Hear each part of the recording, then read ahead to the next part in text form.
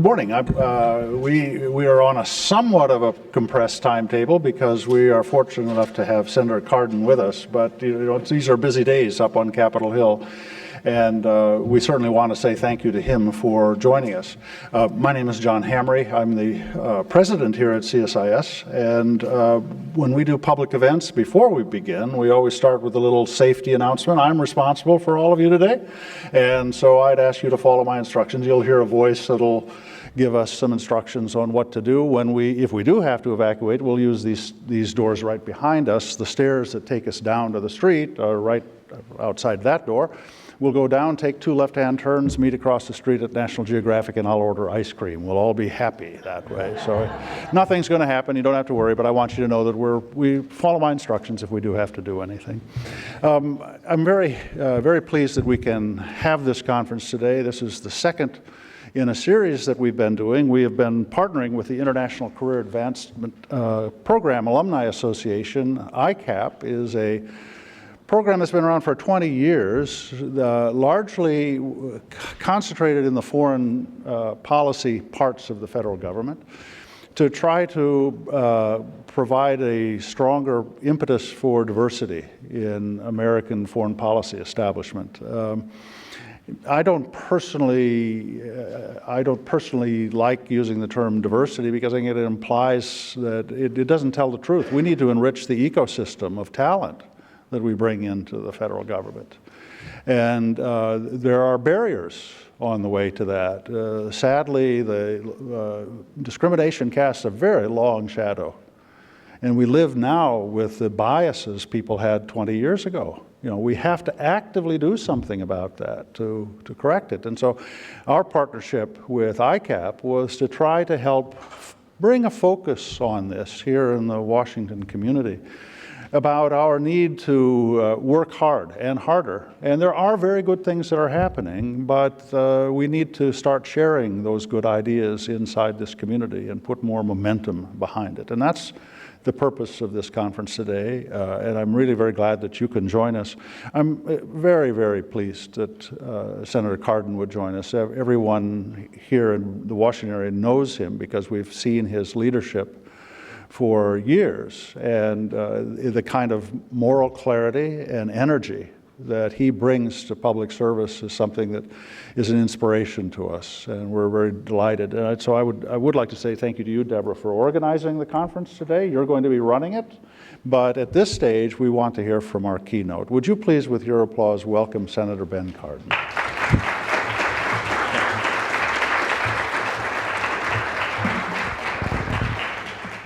Dr. Hamry, first of all, thank you so much, CSIS, for hosting this today. It really is my pleasure to be here. I understand this morning in a different forum that my colleague, Senator Corker, was here to talk about trafficking in persons, modern-day slavery. And Senator Corker and I are not only colleagues in the Senate Foreign Relations Committee, as chair he is and ranking member I am, to make sure that we operate our committee in a professional, nonpartisan environment for our national security. We're also good friends. And we share the same passion about America's strength. He was here today to talk about human trafficking. He was here to talk about one of our key values. I'm going to speak about diversity in our workforce, particularly in our national security workforce, another one of our values. And it both underscores the importance to America. America's strength globally is perceived for many reasons. Yes, we have the strongest and most capable military in the world, and I'm proud of the men and women who serve in our military. And yes, we have the strongest economy in the world. We know it could be better, but it's the strongest economy in the world. And that's reasons why a lot of countries want to do business with America. But what really makes America unique are the values that we stand for. Good governance, human rights, anti-corruption, embracing diversity. These are the values that make America the envy of the world and why we have so much influence around the world. So I thank CSIS for hosting this on diversity in our workforce, because I think you're speaking about the strength of our country and the importance of this to our national security. But before we judge others, we need to take a look at how we do business ourselves. Because if we're going to be able to have impact globally on our principal values, we need to make sure that we're doing what's right at home. And I've had two major opportunities to get engaged on this. Before becoming a senator, I was very active in the OSCE Helsinki Commission. In the Senate, I was the Senate chair and chair of the Helsinki Commission.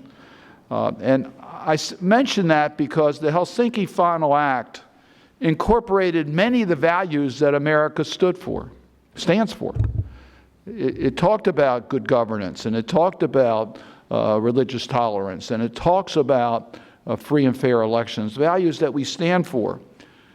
But one of the key parts of the Helsinki process is that each of the signatory countries, all of Europe, Central Asia, the United States, Canada, have acknowledged that what we do on these values are not just an internal responsibility, but is of concern to all of the signatory countries. So it is not only right, it's our responsibility as members of OSCE to challenge when other countries don't do what's right. So my challenge of Russia and its violation of its basic human rights, I have that obligation under the OSCE. And of course, I challenge what happens in our own country, the way that we violated torture, the failure to give the people of the District of Columbia full voting representation in Congress. All those to me are violations of our commitments. So we need to do better. And then in the Senate Foreign Relations Committee, as I've become ranking member, and Michael Shifter is here, who's one of our really key staff on the committee, know that we've put a major attention on human rights. So, Madam Ambassador, if you're going to come back for confirmation before our committee, you're going to be questioned as to what you're going to do to advance American values. And then I'm going to send you a letter about every 6 months to see whether you've carried out what you said you were going to do. So I'm going to be pretty strong on promoting American values globally. But let's take care of what's going on in our own country first. Diversity in our national security workforce strengthens our military, diplomatic, and foreign assistance efforts. Make no mistake about that. Diversity, whether we're talking about as race or gender or sexuality or religion or ethnicity, it is, yes, morally right, but it also gives us the rich workforce to be able to accomplish our policy missions. It gives us the better policy options. It gives us the talent we need in order to be able to make those judgments. I've seen it firsthand. As a senator, I've had a chance to travel and visit with our missions around the world. And I've seen effective missions because they understand the country in which they're operating, because they have a workforce that represents America and represents our acknowledgement of understanding of the culture of the community. And I've seen when that does not occur, when we sort of stick out and don't represent the values of our country by the diversity of the workforce that we have at those missions. So this is a very important subject, one in which I'm very pleased that you are covering. This has been confirmed in the private workforce. A McKinsey study in 2015 showed in the private sector a more diverse workforce is more successful. Using all of the talent of a community is going to make you a better company. That's a fact. You'll do better. You'll make more money. Stockholders are going to be happier. And Secretary Kerry said in regards to our national security workforce, In order to represent the United States to the world, the Department of State must have a workforce that reflects the rich composition of its citizenry, the skills, knowledge, perspectives, ideas, and experience of all of its employees contribute to the vitality and success of the global mission. As I said earlier, we're not doing as well as we should be doing, and we got to be honest about that. Take a look at the numbers. In our military, minorities represent 22% of the officers versus 40% of the enlisted. Hispanics only represent 16%. They represent 16% of our population. They only represent 6% of the officers' corps and less than 2% of our general flag officers. Women represent 15% of the enlistment into our military and 17% of our officers. Those numbers are not acceptable.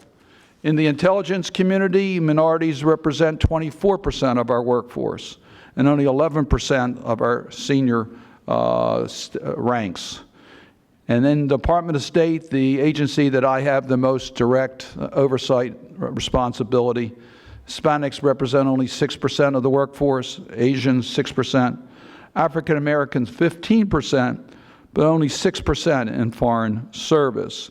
And a number that I find absolutely unacceptable, in foreign service, women represent only 1/3 of our workforce. So we still have a way to go in our national security agency. It's less diverse than our population. It's less diverse than the federal workforce generally.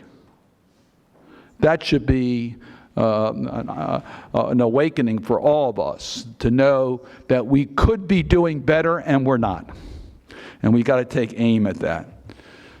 Under the Trump administration, I would suggest that we're moving in the wrong direction rather than in the right direction. And it starts with promoting U.S. values. When we talk about our workforce and diversity, it represents the values of America of embracing diversity. And yet this president, time and time again, has called into question the importance of our values to America's strength. And I could point to many examples, but to me, the low point was Charlottesville. When the president commented about those that were there to carry the message of hate versus those that were there to protest the message of hate. And to say that there was some equivalency just blurred America's clarity that we are a society that will not tolerate hate and one that embraces diversity. And there are other examples that you could use. The one that really strikes me, that really, I think, impacts our credibility globally, is when the president indicates that there could be a religious test as to who can come to this country and who cannot. All that, I think, questions America's credibility globally on these issues and our commitment to embrace diversity here in the United States. And the actions of the Trump administration. OMB data tells us that in the mid-level political jobs, President Trump has appointed 88% white, of which 62% are male. Compare that to President Obama, whose white appointments were 67% and males 47%. So we've seen moving in the wrong direction by the actions of this administration. And of course, they have done a lot of things in reversing policies. I think the reversal of the transgender individual policy and serving in the military is perhaps the most visible example of the lack of understanding of diversity by this administration. And then they attempted to end the Pickering, Rangel, and Payne fellowships. What insensitivity. Congress stopped that, but it never should have been suggested, considering the challenges that we have in the State Department. Congress was successful in blocking that, but Congress needs to do a lot more. And that's why I introduced the National Security, Diversity, and Workforce Act of 2017. I introduced that in order to have a congressional policy of embracing diversity in the State Department. It codifies best practices. It requires data collection so we know exactly how we're doing, so we can have accountability.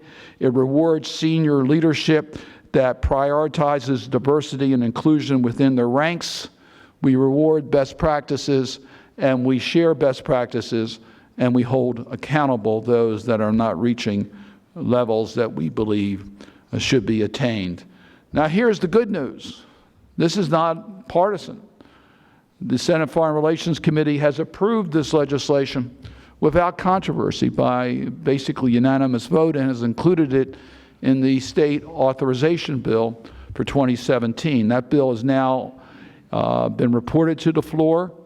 The good news is that we first tested it on the Republican side. That's the broader bill, not just this. And it's making its way through the Republican conference. And we're just starting to work our way through the Democratic conference.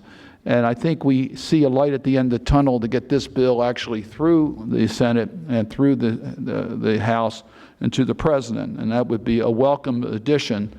There's many provisions in the authorization, but to get the diversity part enacted into law.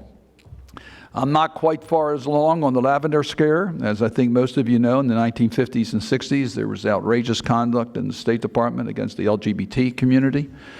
People were badly damaged and hurt, victimized. Secretary Kerry took steps to acknowledge that. Congress needs to take steps to correct that. I've introduced legislation to do it. I'm not quite as optimistic in this political environment that we'll be able to get that done. But we are going to do what we can. So let us embrace diversity. It's our strength, not by preaching it, but by practicing it. Let's do it because it's right and because it's in our national security. When America leads with our values on display, whether we are promoting human rights abroad or helping resolve conflicts, to help societies heal and move forward, it should be done with personnel who reflect the rich tapestry of the United States. With the global threats to our nation increasing every day, it is imperative that we hire the best and brightest to help protect our nation. And I am encouraged. I'm encouraged by this venue that we have here today and the opportunities that you will give us to promote this agenda in a constructive dialogue. So we don't hide the issue, we put a spotlight on the issue. So thank you for doing this. I want you to know that you have partners in Congress on both sides of the aisle that embrace this subject, are working on this subject, and do everything we can to promote it because we know it's the right thing to do for America and will make our national security stronger. Thank you, and good luck on your work.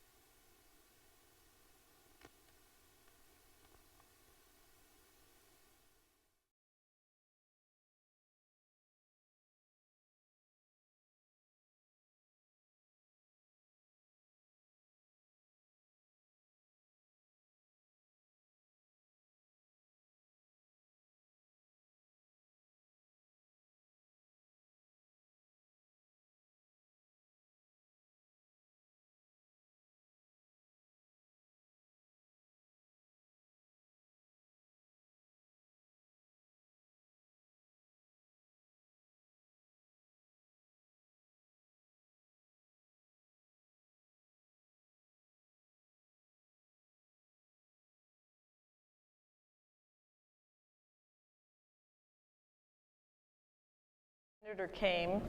He has been a driving force over a number of years, not just this piece of legislation the two pieces he's speaking of, but in earlier attempts. And as we're continuing to do research on the subject, he has been assiduous for a number of years on diversifying our national security force. So that's something that we want to talk about today. And as I turn to our distinguished panelists, I want to emphasize that one of the things we're going to try to focus on is this aspect of senior leadership. Because we can all go through the statistics, and Adam is nodding there, we can all go through the statistics and discuss what they look like at entry levels, what they look like at mid ranks, what they look like at senior ranks, and then we'll spend a lot of time on the numbers. And the numbers don't indicate that there's a huge change at the top, as the senator was saying.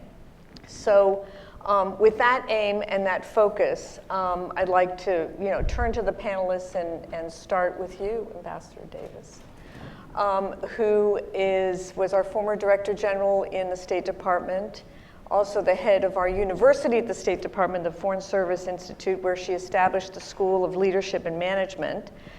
And also, and I learned this recently, that the Association of Black Ambassadors was founded because of you.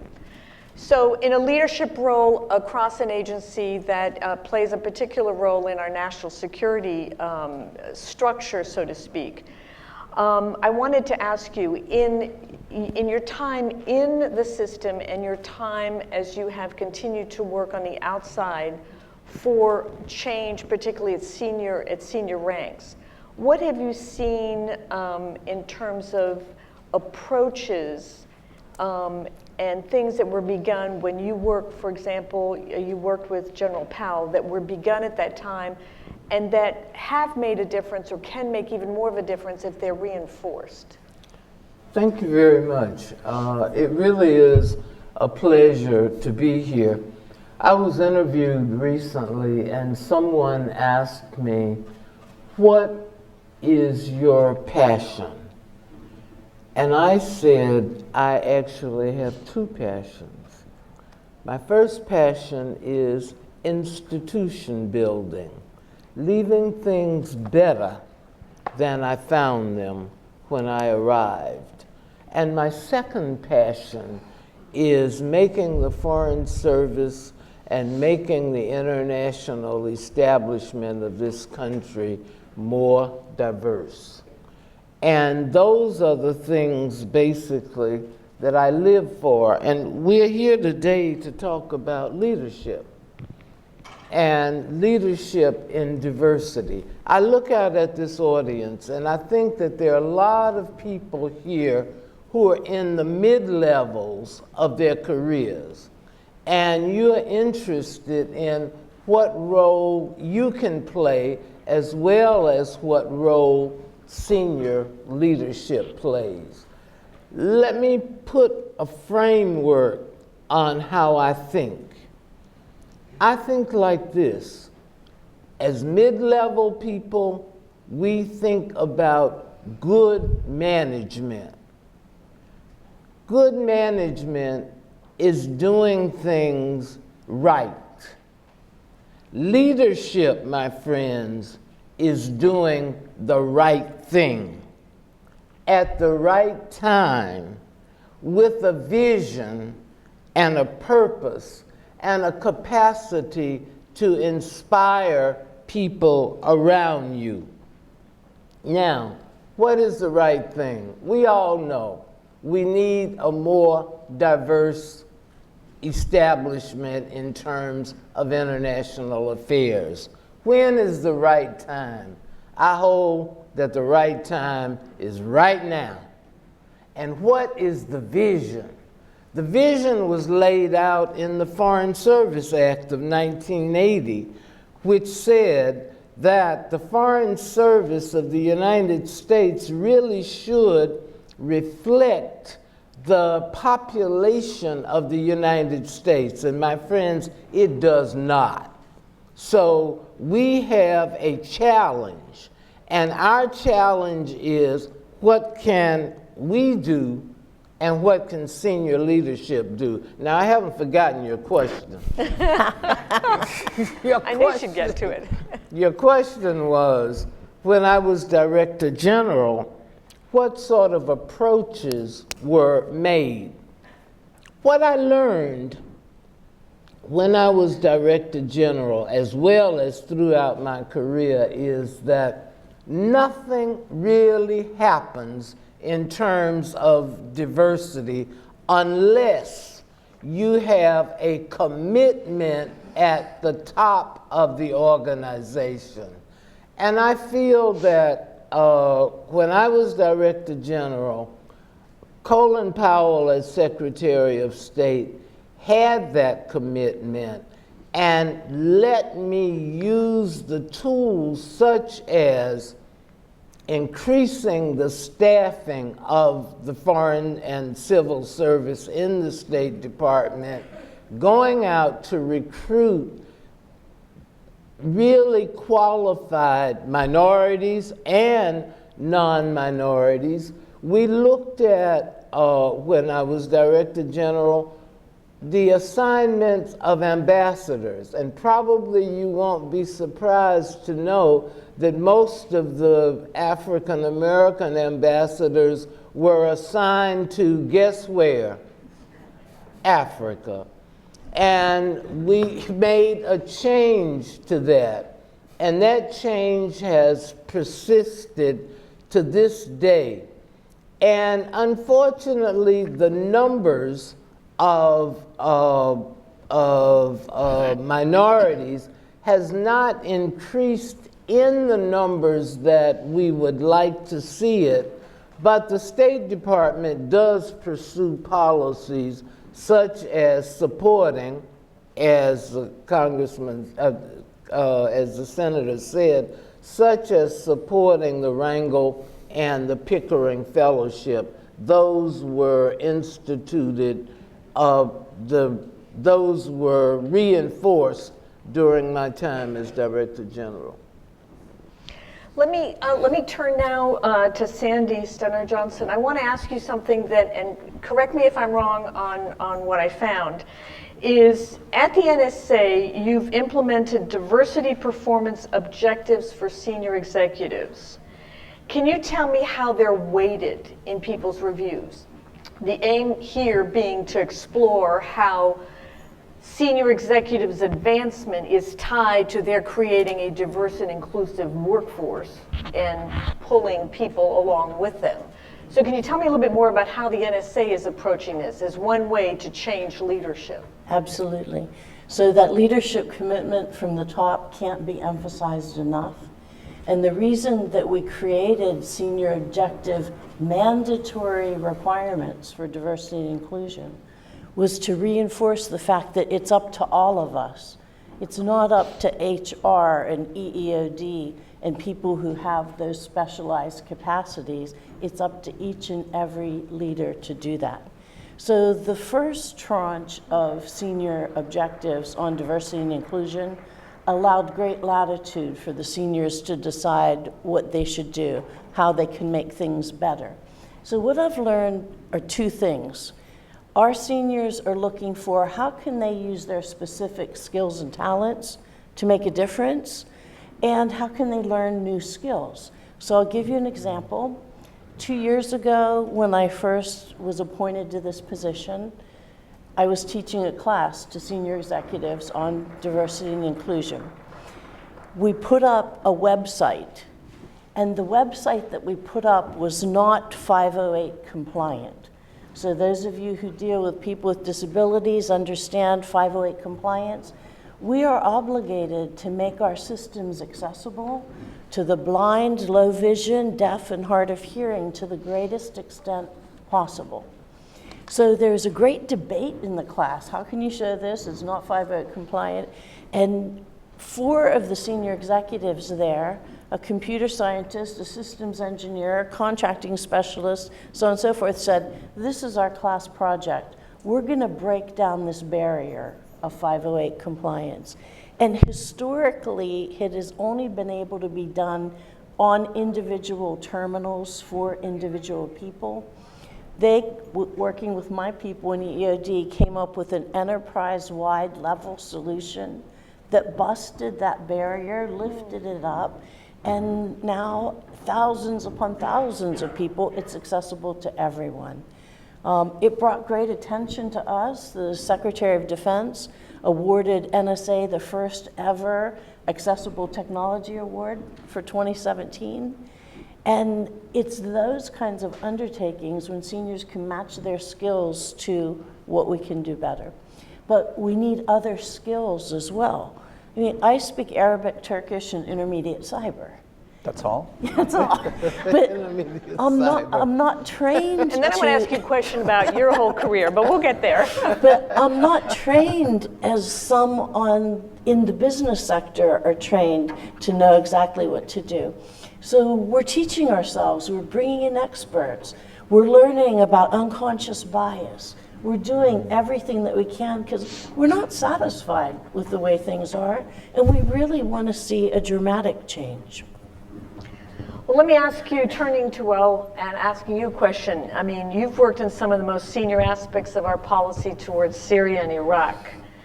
And how did your background and abilities play a role in policy formulation and implementation? I mean, you were senior policy advisor to Samantha Power, Syria outreach coordinator at State, engaging including with the Syrian opposition, and you were also special assistant to our ambassador in Iraq, who sings his praises every day. But on the fundamental question of bringing your talents, your background to a key decisions that have been made in that critical part of the world. First of all, thanks for having me. It's a very important discussion, to say the least. As maybe a point of background, I'm a first-generation Syrian Muslim immigrant who immigrated to the United States in 1988. And so when you ask me about what was my experience like and the perspective that I had, I mean, certainly being born in the region and having grown up there and growing up as an Arab and a Muslim in America does impact your perspective and the way you see and observe and feel policies directed at that part of the world, which, from as far as I'm concerned, is enriching to the overall process. And while I was often the only person with that perspective, even under the Obama administration, I would like to think that the conversations and the perspective that forces within those, very sensitive discussions on very difficult issues, it leads to a better outcome, even when you're forcing a discussion that otherwise would not have happened and people don't want to have. I mean, we work on national security. National security is, in many ways, is sometimes, well, it's a myopic conversation. It's focusing on killing the bad guys. Well, if that's all you're focusing on, you're probably going to do it forever. And so therefore, you need that perspective. You need somebody to say, well, hey, what is the broader context this is taking place in? What is the long-term plan? Is this tied to any other underlying reason? What's the regional perspective? Are we talking about going after 10 guys or going after the entire country? So it's not the whole country. So what are you going to do with the rest of the country? How is the rest of the country going to react to going after these 10 guys? And these are things that, from my perspective, even those who are well-meaning, educated, but not have had experience, either they don't have to be from the community, but have had experience with those communities, i.e. living, traveling, working, interacting, and in many cases, a lot of foreign policy folks in this town have not had that experience. So my point about diversity, it's actually diversity of experience. You can have somebody who is an Arab American who has never experienced the region, who's never studied it, who does not have Arab friends. Sure. I'm not sure how much perspective they're going to actually offer you. So it is the experience that's been lived and being able to bring it to bear for those conversations. I do think it does have an impact. I've seen it. I could provide some examples later on, but unfortunately, we're talking about leadership at the top. And that's simply not present right now. And the message that sends, it cascades all the way down any organization. So those who want to do good, want to do well, are going to be less proactive about it. And those who really never agreed with it in the first place, they're going to feel emboldened and empowered to roll back what's already been taking place. Did you find, because you were at senior ranks, that people came to you to be their sponsor, their mentor? Yes. Because you were at the table? Yes. What does it take to be at the table and, Yes. to have their voice heard at the table? Yes, The often. principal table. Often, and I've never had a formal mentoring program. That's another thing. I mean, really, at the State Department as a civil servant, you're as good as you want to be, and as entrepreneurial you can be, and as lucky as you can get. There's no formal process for anybody, let alone for minorities or for those who are from disadvantaged backgrounds, et cetera, or different experiences. So I was just lucky in that sense. I like to think that I was good enough that I had 3 amazing mentors. I had Ambassador Jim Jeffrey, I had Ambassador Samantha Power, I had Ambassador Robert Ford. Well, I mean, that's pretty That's lucky. a pretty good cast. Yeah. Does that happen forever? No. And a lot of people really end up giving up or toiling in the low to mid level or leaving. And really, I had a lot of folks come to me with looking at me as somebody they can connect with and ask me about how I made it and what they can do, and you try to help. But I also struggled because there was no formal way to help them. So it was just up to me and my time and me connecting them to the people I knew, which I did. I want to dig deeper into this sponsorship versus mentorship, because everybody talks about you don't need mentors, you need sponsors. And Ambassador Davis and also Sandy, I wanted to ask, in terms of the sponsorship programs that work, that you have observed, and the ones that NSA does, because that would be useful to know what exists, what's out there. Well, I would say the State Department has a number of mentoring programs. I personally think that informal mentoring is much better than formal mentoring. I believe that if you connect with someone who has an interest in the same things that you have, and who clearly has an interest in promoting you or assisting you as a person and a professional, I believe that is much, much better. Not to disparage formal mentoring programs, but to say that I think that the informal ones are much, much better. Good morning. And Sandy, if you could address that, what kind of programs are there at NSA? Sure. Again, for rising talent to get to the top, not just Absolutely. Well, we have a long-standing mentorship program, but there are problems with it because it was employee-driven. So an employee had to see and recognize someone they wanted as a mentor, approach that person, ask them for mentorship. And some senior executives don't have huge amounts of time to have mentors and mentoring. So sometimes it's a problem because people would identify the same person and 50 people would want them to be their mentor. So we try to balance that. But one of the things when I said we're putting ourselves in a learning position because we want to do better, we had a group of outsiders come in called the Equality Task Force. 5 people who are trained and did this for their entire corporate lifetimes. They did interviews with our workforce, we provided them briefings, and one of the recommendations they made is that when an employee comes in, enters on duty, they get a mentor immediately. That they don't need to wait and ask, that they're provided that resource, and then they can branch out from that and see who else might be able to help them. But immediately, we're going to begin giving those who enter on duty mentors. And a mentoring relationship has been critical for me in growth in my own career. My first mentor, who went on to become the deputy director of NSA, Barbara McNamara, I didn't even know what a mentor was. And I'd just been new on the job several months. She didn't even know my name. She came by my desk and she used to call me Dateline Cairo, because I worked in Cairo. And she came by and she said, Dateline Cairo, I'm your mentor. And I said, what does that mean? And she said, well, you're not going to do anything unless you talk to me. Like, okay then. And good thing I did, because I could Big have made sister some watching. major mistakes, because I wasn't in the intel business. She was.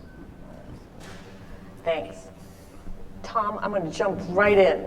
Sure. Thanks for joining us. I know you got a heavy load. Sorry I'm late.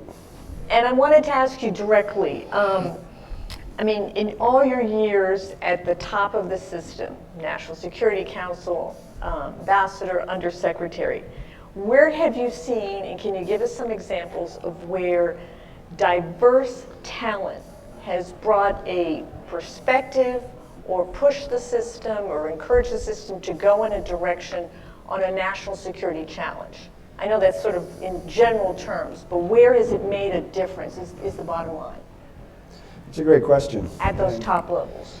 It's a great question. And a couple examples leap to mind. But one I think was especially pertinent for me was what we were able to do in South Africa during the transition from an apartheid government to what the South Africans called a multiracial government. And effectively the negotiation of a new constitution, the elections, the sitting of the Mandela government, and then what came afterwards. And you know, there was a huge debate in the US government about how to approach Mandela's release from prison and what was considered to be the almost inevitable rise of the African National Congress and their partners to power, which included the South African Communist Party and the Pan-African Congress and any number of people who we were quite suspicious of. But what we were able to accomplish there in breaking down our own misunderstandings of what was happening in South Africa and then positioning ourselves in a way that we could actually participate in this historic event required a lot of hard thinking. And in the process, we had some extraordinary officers like Pam Bridgewater and others who brought a point of view and an understanding of what was happening in South Africa that was unique and important and provided insights that allowed I think our officers to respond in a different kind of way. I mean, it's important here to make clear that diverse work staffs do not necessarily mean profound understanding of what's happening in a country. It depends on the quality of all the officers and especially how they relate to each other and how they interact. But I found that as we worked through issues in South Africa, the nature of our staff and the fact that it did bring a vision of what the United States is to the problems we were facing allowed for a more open and ultimately a more successful debate inside our mission and back in Washington. Could I say something? Not to focus too much on myself, but to focus a little bit on myself. When I was ambassador to the Republic of Benin, once one of the ministers said to me, "Ambassador, I see you going to work at 7:30 in the morning, and none of the other ambassadors are doing that, and I see you going home very late at night from your office." And I looked at him and I said, "You know why I do that?" I said, "This is not just a job for me. I am working for history." And I worked for history because I believe that this country of ours is a very Eurocentric country. It is focused, everything that is Europe is better than everything else in the world. And I believe that until Africa reaches its full potential and is respected as it should be, that it will not be as respected in this country. So my endeavors every day was to make Benin and to make Africa a better country so that it could help reflect well on my heritage in the United States. Well, speaking of heritage, your heritage and the organization that you are now in, Engage, which is an extraordinary organization.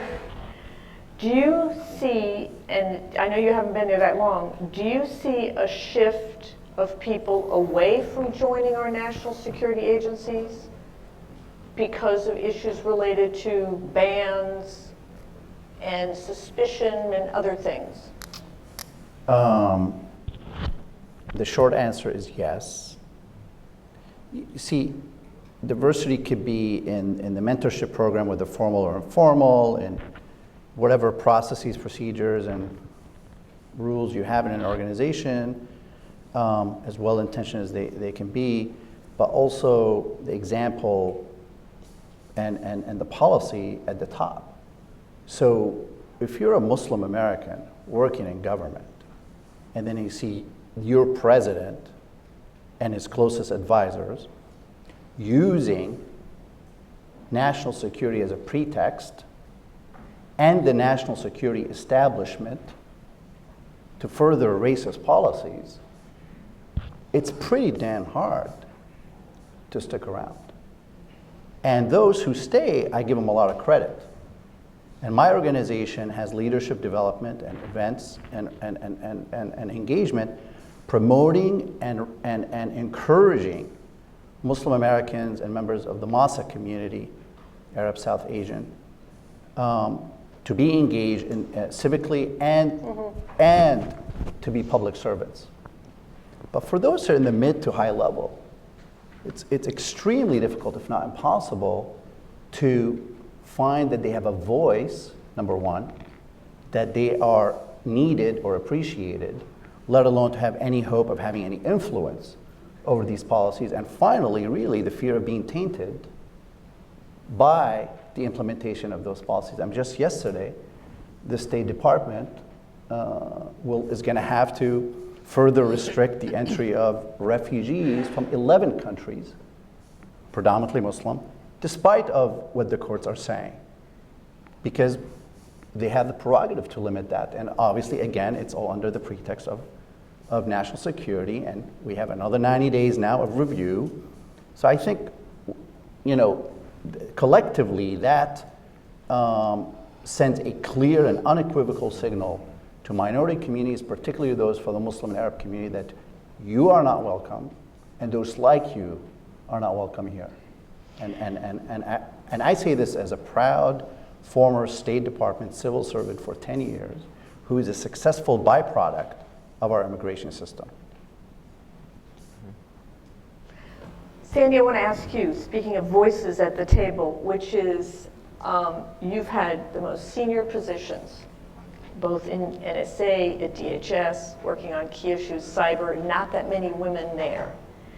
Are women's voices at the top listened to in the IC? You obviously made it. So and are up there. I don't know how to They're take no listening for an to you. answer. So, okay. But we do. Within the intelligence community, within NSA in particular, we're each hired for a different specialty. And when we use our voice, we use that voice of experience as a subject matter expert to be heard. And we have created voice within the National Security Agency for our minority and underrepresented employees. We have 11 employee resource groups. And each of these employee resource groups has challenges and issues that they bring to the table that we bring to senior leadership. Just last month, all 11 leaders met with the director of NSA and talked about what the challenges are, what the visions are, what do we need to do as an agency, not only to be more diverse, because numbers are not diversity. We have to have that inclusion. We have to have that voice.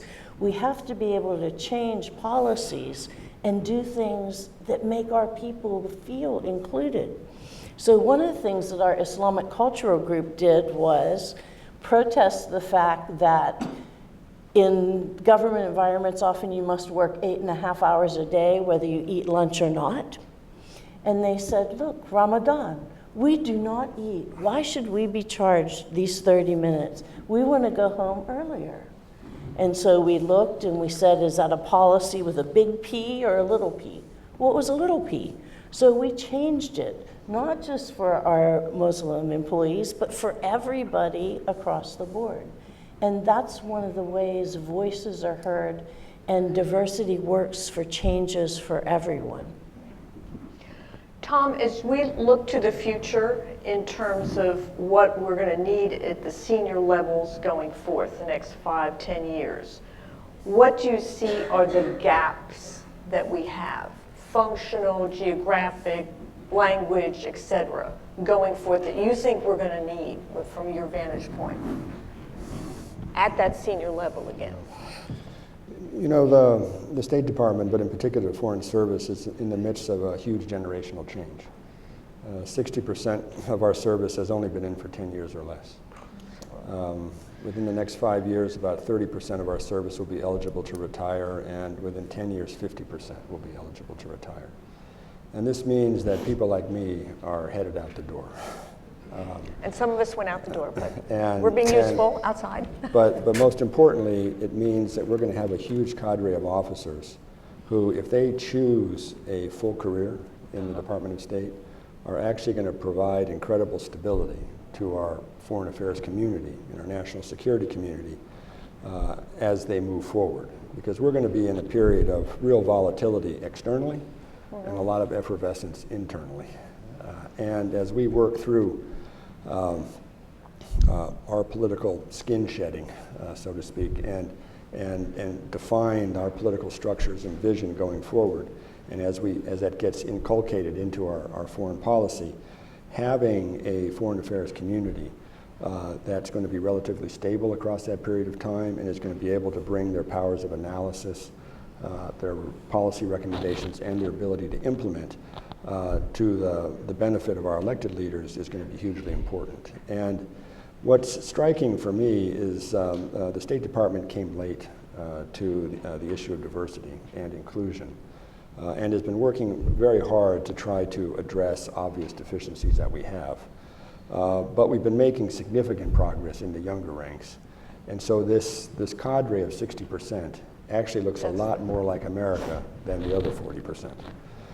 And they're bringing experiences and language skills that typically would not have been present in entering classes. And even if you look back a few years, if you think about our great Arabists or the great China hands, they were almost all the children of missionary families who had grown up in their regions and then come back to the United States. That's not the case anymore. But what we're getting is lots of young men and women who come out of immigrant families and who speak hard languages, Chinese, Korean, Japanese, Arabic, Urdu, and others, who have come out of immigrant communities and have committed themselves to the United States. And this is something we need to be focusing on, and it gets back to mentorship. Because it's one thing to recruit and hire, it's another thing to keep. And my own view is that if we can keep the 60% we have now, we're going to do really well, and the gaps are not going to be great. Is there any thought in the system of formally pairing seniors in a sponsorship way, non-informal mentoring, with some of these rising talent, transmit, but encourage and sponsor, in the years they will overlap? There is, and there are mentoring programs, and there have been specific efforts to do that. Unfortunately, we're such a nomadic group that it's been hard to maintain. It shouldn't be that hard given the communication capabilities we have now, but we haven't done as good a job as we should. If I can just note, and I've seen a change in the State Department when I joined under the Bush years in terms of it becoming more diverse and inclusive, and bring on truly diverse talent. Though my fear is over the next 3 years now, that trend is going to reverse. I mean, I left, but I'm not the only one who's left or most important one, but a number of well-qualified, mid-level folks with 10 to 15 years of service who are of minority backgrounds have left, have walked out the door. And not just from the State Department, but also from other agencies, Treasury, DHS, the CIA, folks I know. I don't have the statistics, but anecdotally I can tell you some of the most talented contributors with specific regional expertise have left. Sandy, are you seeing that at the NSA? We've not seen that to a great degree. We've seen that in certain individuals. But again, we create that voice, we create the environment within the agency. We're not a political organization, we're apolitical. So whatever is happening outside, we try inside to have the stability and the continued calm and progression in the mission that we work. Because defending America and our allies, protecting our way of life, that does not change. Our core values do not change. And we provide every opportunity that we can to ensure that everybody at NSA is part of the majority. And that majority isn't a race or an ethnicity, a sexual orientation, a gender. The majority of those people who contribute to mission make a difference in the world and are advanced because of it. Lucy, you wanted to add something? I thought you were going to say, well, you mentioned leadership, the engagement of senior leadership, and as we're going to discuss later, some examples of successful talent management in our major companies. If senior leadership is not engaged in sort of a hands-on in looking out for the workforce and implementing programs for diversity and inclusion, it's very hard to do. So you mentioned, obviously, under Colin Powell, this had happened under other secretaries of state, and this is not to be state-centric, although there's a little bias here because that's where I came from. But an engagement of leadership to watching figures, watching rising talent is supremely important. Has any government agency, to your knowledge here, and if you don't know that, obviously, had a sort of a diversity and inclusion council, because everybody has one, report directly to the head of the agency or an organization, as opposed to going through the management side? Have you ever seen examples? Well, we had actually, when I was Director General, we did have a diversity council that did report to the Secretary. I don't know if it still exists at the department. So it's reporting now. straight up. Well, that's good. That's good. And at NSA? At NSA, we have an equality council and the employee resource groups. And they're commingled, and the employee resource groups report quarterly to the director. You know, but what I think is equally important, at the State Department, there are what's called affinity groups. And I believe that those affinity groups are really very important because they voice the concerns of the Department of State, and they voice them upward to senior management. It's really necessary for senior management to know what you're thinking, because being involved with policy can be completely overwhelming. So affinity groups serve a purpose of laying out the concerns of the various employees, and I believe in them. One of the other things that I have a great hobby horse about is that you, as mid-level people, not only need to participate in affinity groups, but you need to make sure that you're involved in not only mentoring, but in any way that you possibly can. If there are promotion panels that you can be involved in, you ought to be involved with those. If there is an opportunity to sit on a panel that has to do with hiring, you ought to be involved in that. And when you are, you ought to take a look at the potential of minority applicants. And if a minority applicant is qualified, you really ought to think about speaking up for that applicant. If I could just add to that, the affinity groups in SA, we call them employee resource groups. And we have an ally program. So we say we have 11 employee resource groups. If you don't have an affinity with one of those groups, you don't know anything about it, go join the group as an ally, because this is what creates culture of inclusion. To go sit and listen to other people say what the challenges are, what the barriers are that they face, what the needs are. And we don't have a formal sponsorship program, but if you go and learn about the people, you can then sponsor them when there's the need, as you were saying. Back to the thing. Tom, I want to ask you a question. Secretary Tillerson gave a powerful speech about diversity and also integrity, which was quite an extraordinary speech. Senator Cardin this morning talked about the issue as he has implemented legislation and put language in on diversity, that it's a bipartisan issue. Within the administration, the secretary really stands out on this. Does he have allies in this effort?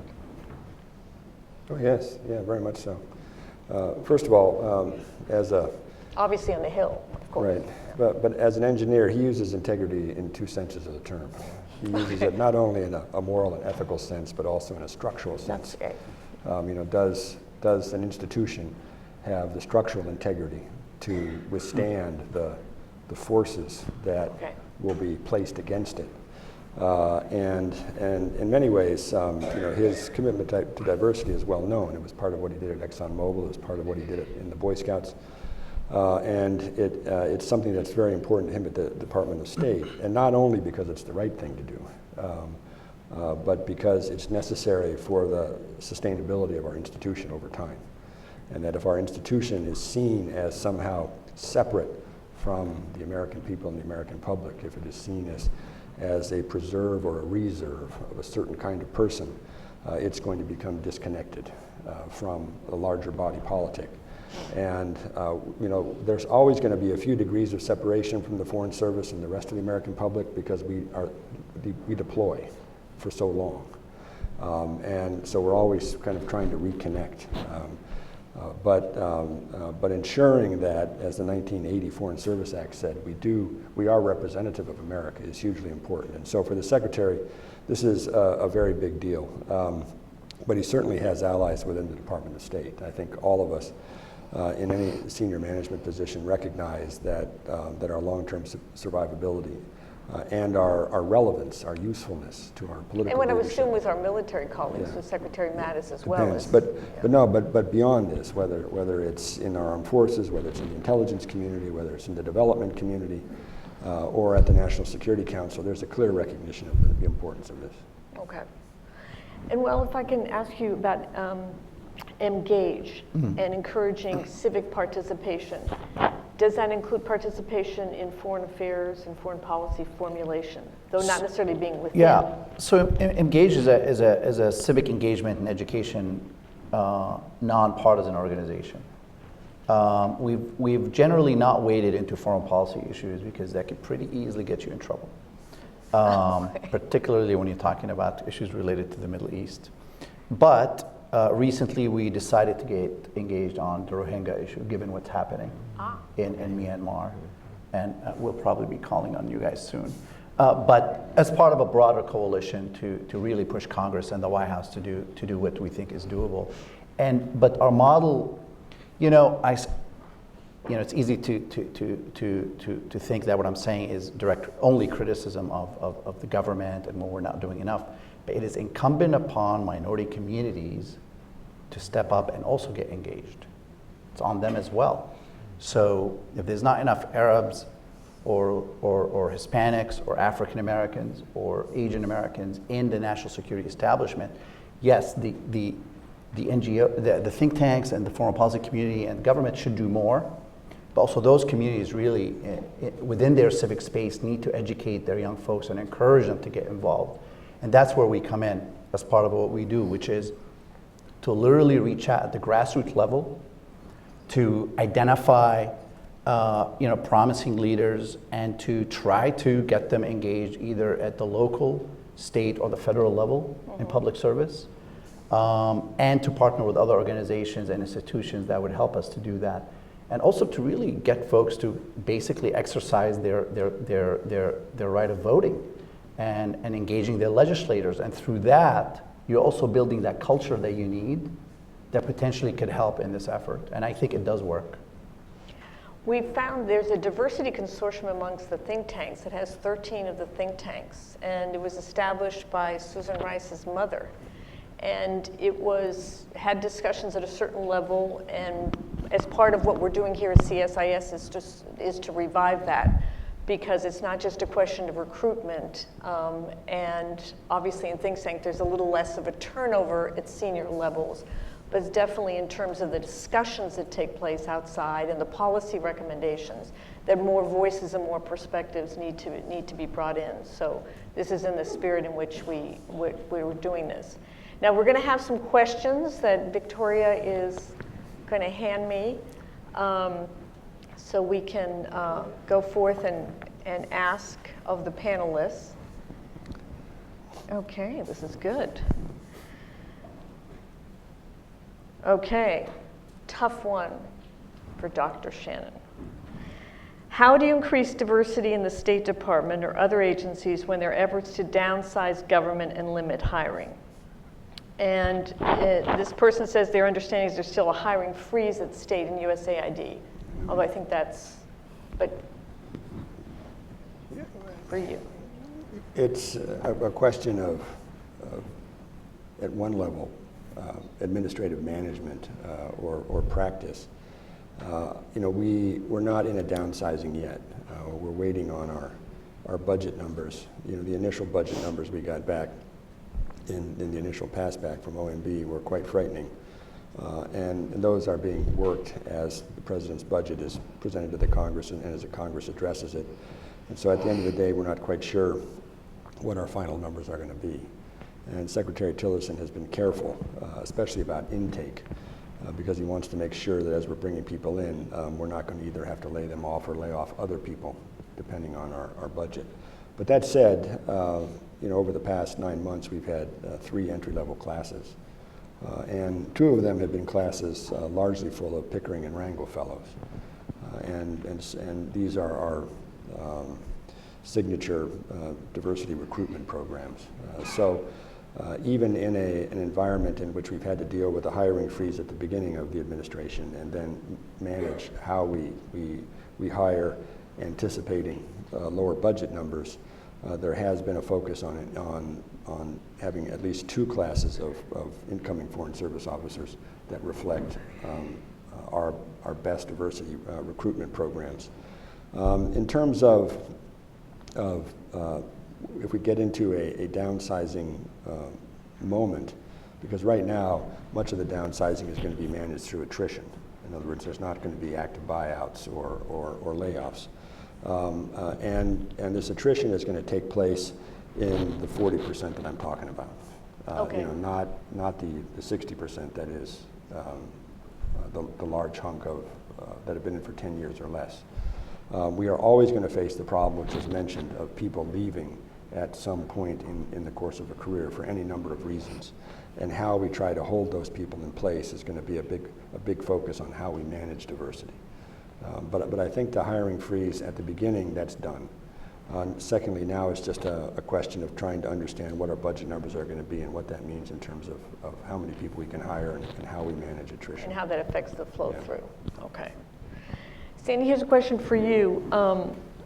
The guidelines that are given to senior leaders on diversity and inclusion, I think I mentioned early on that I understand that promotions are tied to a performance criteria that includes that. Can you talk a little bit more about how much it's weighed and what role it really plays, or is it a check the box exercise? Okay, so seniors don't get promoted. We're already off the GS pay scale. So what it's tied to is bonuses. So so it's linking to the bonuses. Right, so when you get your evaluation, It's tied to the bonuses. The initial tranche of the mandatory requirements were not weighted along with the operational performance. But one of the things the Equality Task Force said when they came in was, wait a minute, these need to be more important. Let's link them to the outcomes. And so that's the direction that we're heading in, linking it to the outcome of what a senior gets as a bonus. Because in some corporations, that's what they've done, is linking it to the bonuses. Exactly. At end of the year. Coca-Cola Corporation did that. You know, we did some benchmarking, best business practices. So that's what we're looking at. We're looking at how we do it in the right way. And a question for both of you. Don't worry, we're not ignoring you, but Go right which ahead. is veterans' preferences and the number of veterans we have affects hiring in the government because of veterans' preference. Is that, and this is, I'm do a twist on the question, is that adding to diversity? Absolutely. We want to hire as many veterans as we can. We have the 5% veterans preference when we are hiring. One of our employee resource groups is a veterans group.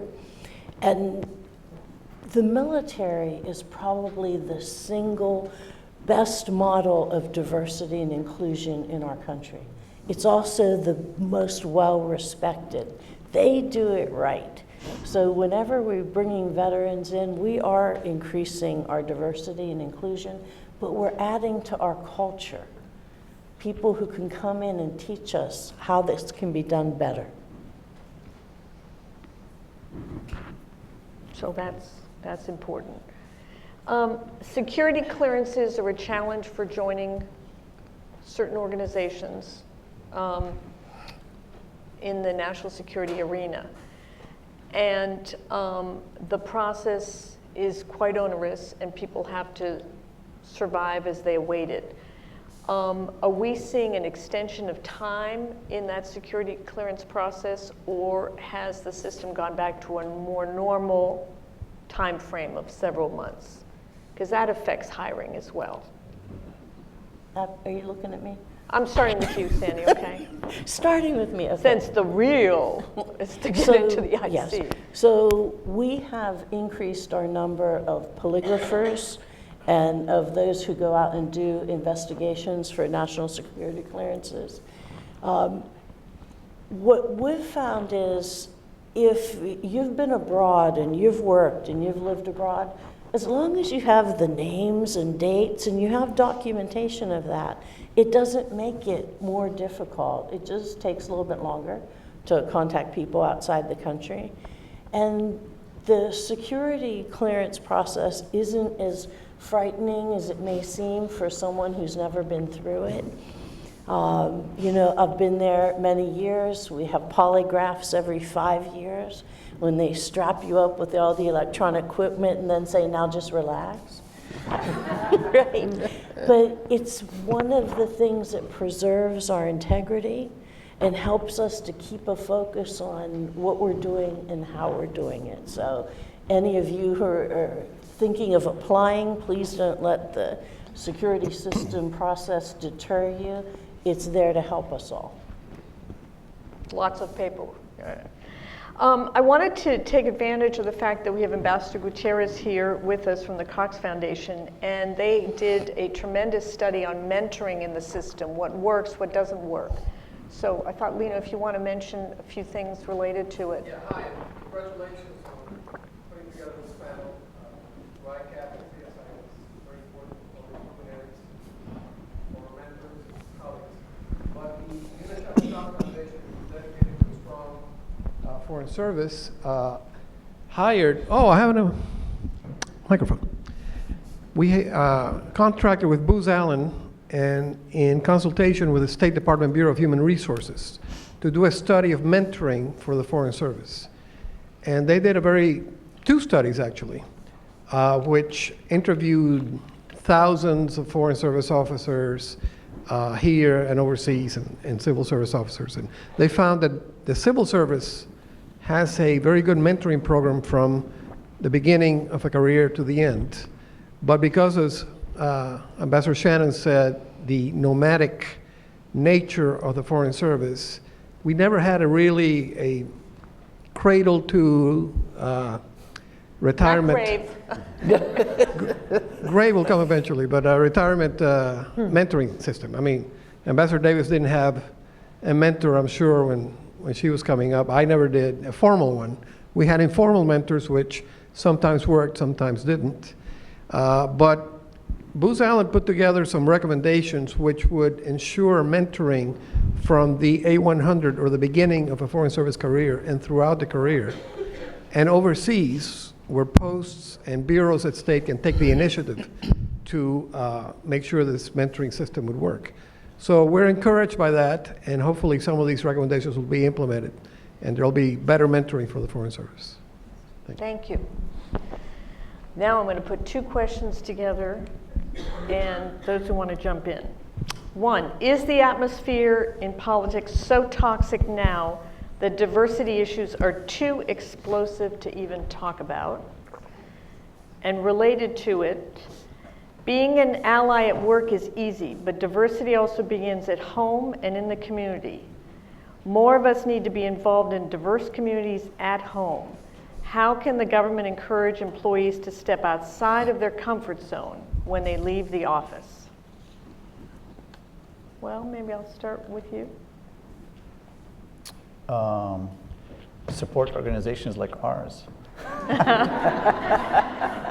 I hadn't planted that one. So, no, I mean, there's good efforts out there from various minority communities to educate their communities about this work, to expose them to it, to encourage them to get involved in it. So, whenever possible, when there are opportunities to bring organizations such as ours into the conversation, in terms of developing these outreach programs, into using us as a vehicle, into seeking our advice into regarding which communities or even folks to recommend.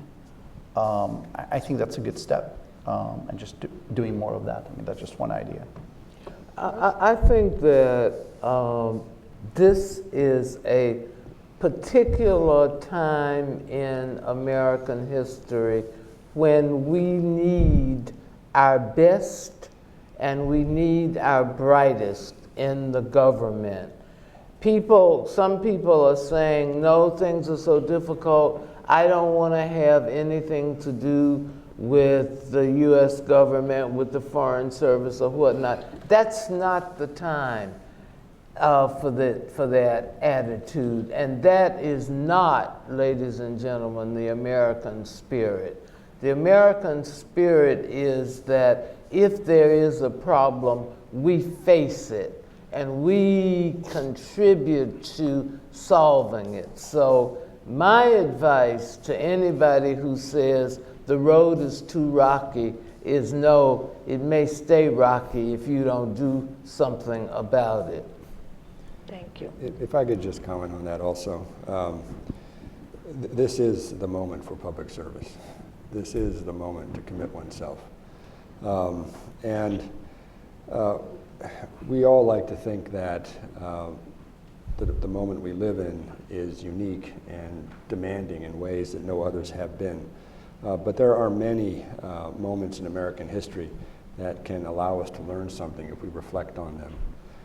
And in 1968, Bobby Kennedy gave a speech at Kansas University 3 months before he was assassinated, which is a remarkable speech because it highlights what he saw as the enormous divisions in American society, which were racial, they were ethnic, they were class-based, and they were built around differing positions on the Vietnam War. But in the course of this, he describes his vision of what America could be and should be, and the importance of public service. And this is why he describes that he entered into a presidential race late, and why he was committing himself to a presidential race that ultimately cost him his life. And I read that speech recently and was quite struck because in many ways 1968, with Martin Luther King's death and Bobby Kennedy's death, is light years beyond us right now in terms of toxicity and division and polarization. But in that environment, to hear such a clarion call for public service was quite inspiring. In your work, and I have a specific question for you, you emphasize the importance of social inclusion in policy. Specifically, the question asks, in that role, you made it a policy priority for the Western Hemisphere. What is your recommendation on how to sustain success made in Brazil, Colombia, and other socially inclusive examples, of our engagement? We'll stay engaged. Especially in the Western Hemisphere, we had any number of programs that were designed to link civil society in the United States to civil society in the countries that, in Colombia, and in particular in Brazil, where I did a lot of this work. And in Brazil in particular, it was all about sharing the experience of African Americans with Afro-Brazilians and trying to understand where there was similarity and where there wasn't, and what both communities could learn from each other, but what it meant broadly about Brazil and the United States. And trying to use that as a mechanism to include the larger issue of inclusion and social justice in how we understood our bilateral relationships. But it was also driven by a recognition or an understanding on my part that as we get deeper into the 21st century, governments are going to less and less define the nature of our relationships with other countries. And those relations are really going to be defined by our societies. It's going to be up to governments to facilitate connections between our societies and regulate them to the extent that they need to be regulated. But ultimately, it's our societies that are going to define what our countries are going to work on together. And the better we connect our societies, the better we understand each other, and the better we find common points of history that allow us to understand each other, it will help us. And that's where I think social inclusion and especially social justice plays such an important role. And that applies to other parts of the world, obviously, as that civil engagement continues. Which is, we are such a diverse country, and we have pulled people from all over the world that we have an ability to connect through that, through our diasporas and through many other mechanisms with almost any global community. And certainly if senior leadership engages in that, that's an example, going down the organization. Well, as we wrap up and move on, I just wanted to ask the following, which is, with our unprecedented amount of challenges today, thank you for the call to public service, which obviously some of us responded to for many years. What is going to be our major node of focus that will require more diverse leadership at the top? Where do you think the challenges, and again, this varies by experience, the challenges where we may not quite be ready with the right combination of leaders? Is it the Middle East? Oh, that's an easy one. I knew he'd jump in, of course, it's not the only one, but that's certainly one of them. We just can't get it right. You've left. You're no longer. We've been fighting the war on terror since 2001. No, but not to project, but you left. You're no longer at the table. Yeah. So, in your view, for example, is it the Middle East? Middle East is one of those places. It's not the only place, and it's not the only. There's geographical, and then there's, topical issues, whether it's trade and our military power vis-a-vis other countries, et cetera, and ability or lack of to project that power. But Middle East is certainly one of them. Well, cyber could be another. Cyber is certainly one of them. Cyber is an area where. Cybersecurity. But on the Middle East specifically, we have a crisis in our foreign policy establishment from both parties in terms of how they see and perceive the region as either a place to kill terrorists or to protect us from. And it's literally, I know I'm grossly generalizing, but when you look at the resources, the human capital and the money we spend on this, it dwarfs anything else. And so you need that diverse perspective for a course correction. I have no faith that absent that diversity, we will get anywhere closer to improving the policies on the region. And the battle is moving to Africa, as we know. Yeah, But maybe you mentioned cyber would be one that would come to mind. And you've worked a lot in that area. So at NSA, many of our leaders in cyber are senior women. They are at the table, but we need more diversity. And in order to get that diversity of person and perspective, one of the things that we have to be is open to change and to cultural change. Because we've made administrative changes and hiring changes and all sorts of things, but not produce that dramatic push from within to get greater diversity at the highest levels of leadership. But we are willing, and we are still working it.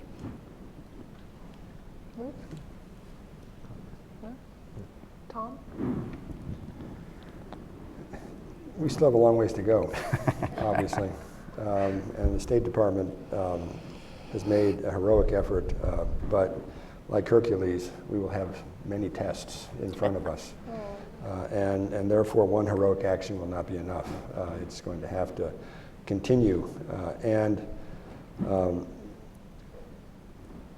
Especially as we look at the world we're living in. We are living in a world in which power is transforming itself, in which the world has flattened in a remarkable way, and in which we are going to be challenged by any number of rising regional powers, and operating in a world in which individuals and societies, as I mentioned earlier, play a huge role, not only in determining what we do, but what we don't do. And the extent to which we have a way to show that as we pursue American interests, that we are also pursuing and expressing American values by the people we have working for us and by the face we present, is going to make our diplomacy and broadly our foreign policy more believable and more relevant. And as the Senator was saying, our strengths are our values. Right. Yeah, I would like to You can add. pull it all to a close. You know, I can't pull it all together, but I believe that in the world of the future, we will face issues that we never imagined. Had you imagined that we would have these cyber security issues 10 years ago? No. Consequently, what is important is for this country to continue to develop a cadre of leadership that is flexible enough to face these unknown challenges in the future. Absolutely. And on that note, I want to thank our participants. Thank you for your perspectives. I didn't quite stick to the entire script, as I usually don't. And as we continue our exploration, we're going to look at what leaders in the corporate world are doing to address the issue of diversity and inclusion, particularly looking at talent management and the senior level. As we've done research on the topic, we've seen some very interesting examples and suggestions, and this is not the first time that they've been looked at, where I think there are some good suggestions for some transformative but not unduly disruptive changes that we may, when we finish our research, make some recommendations on. So that's going to be a very useful addition to the whole process. So thank you very much. Thank you.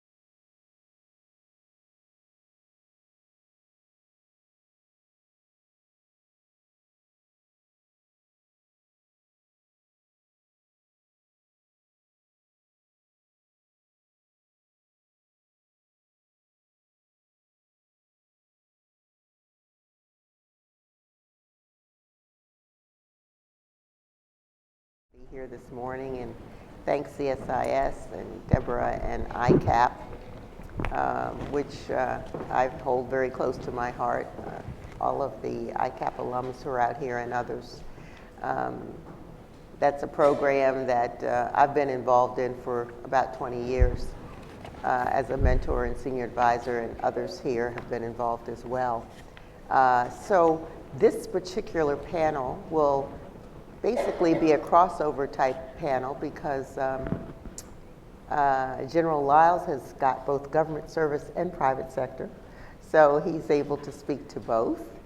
And Cynthia is going to focus more on the private sector, and she hails from Bank of America, and she is in charge of diversity and inclusion as the Chief Diversity and Inclusion Officer at Bank of America.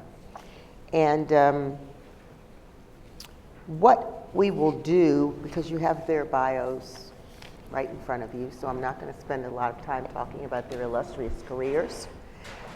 Instead, I'm going to ask them to address their experience and their responsibilities, and in their remarks and responses to questions.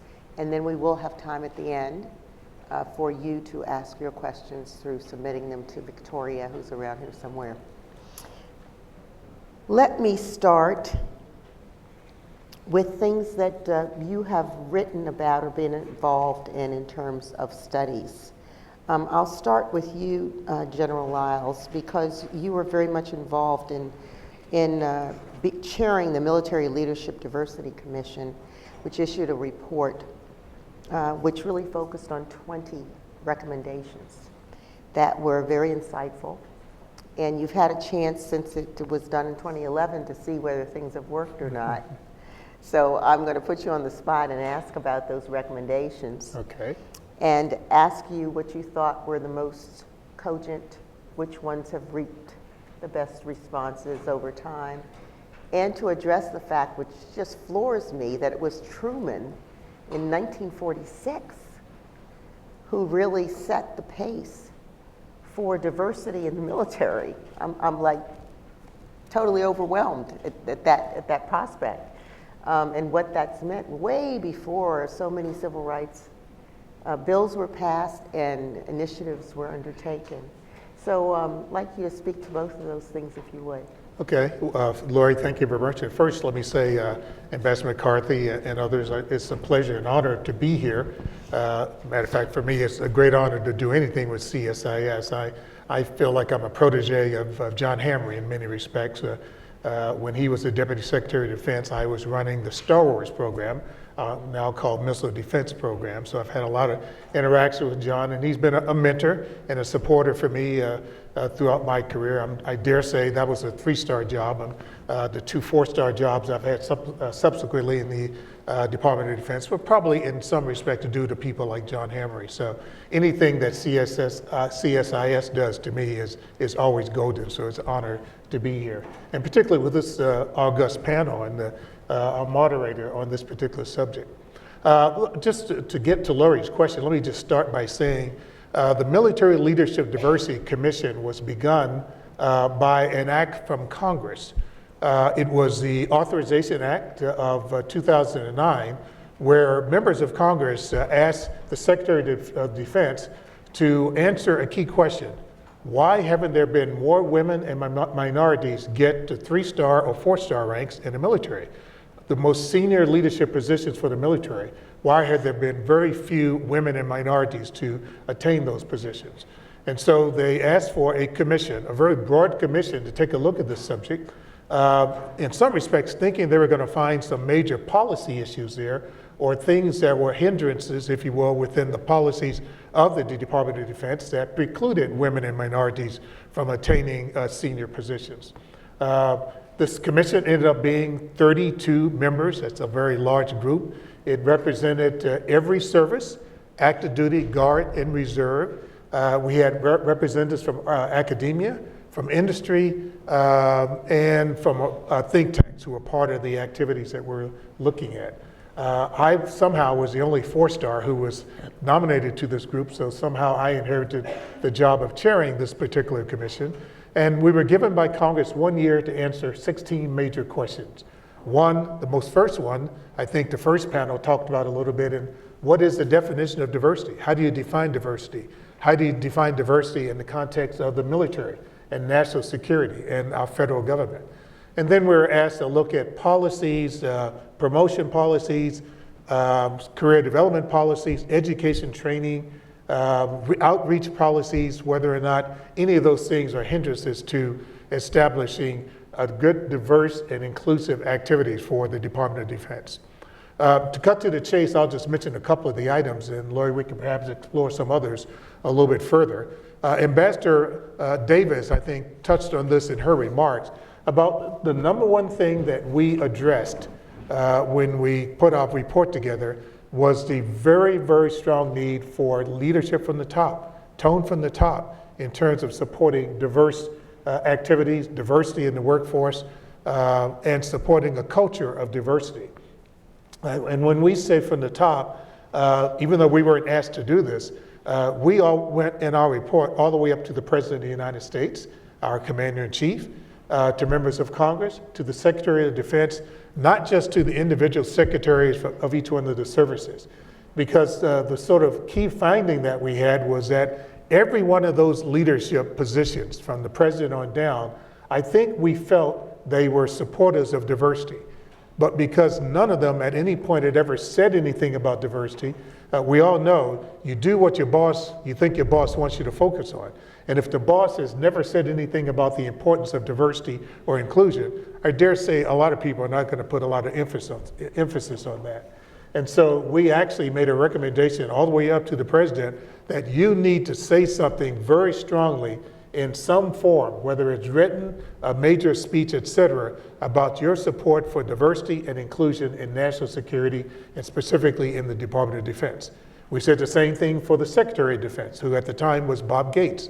I knew him well enough to know what his support was for diversity, but he never said anything in the building about that particular subject. Each one of the service secretaries, each one of the service chiefs, with the exception of one, had the same posture. Tone from the top was very, very important, and we made a strong recommendation up front that if you believe in this, if you want this, if you believe in having a diverse workforce for our military, you need to make sure you tell people that it is important to you. If they don't know it's not important to you, they won't put a lot of emphasis on it. So that was one of our key recommendations coming out of our report. We talked about accountability, and we talked about metrics and making sure that whatever it is the services do, that they hold people accountable for their diversity initiatives, and two, that they measure what the outcomes are so that somebody knows whether or not they're making progress.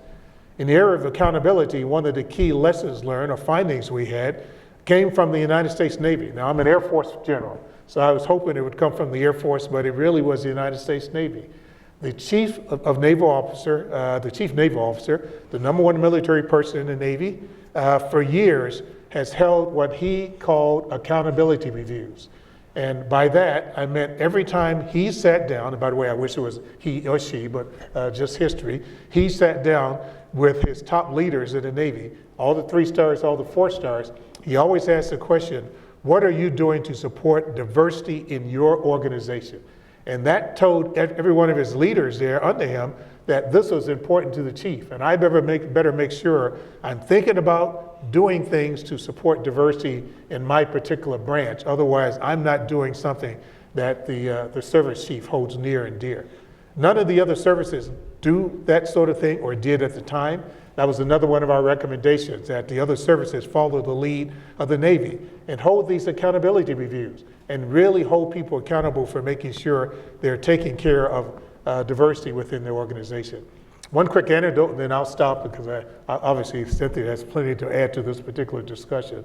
One anecdote, Admiral Mike Mullins, when he was the chief naval officer before he became the chairman of the Joint Chiefs, liked to sit down at a meeting with his top leadership, and he would ask that same question.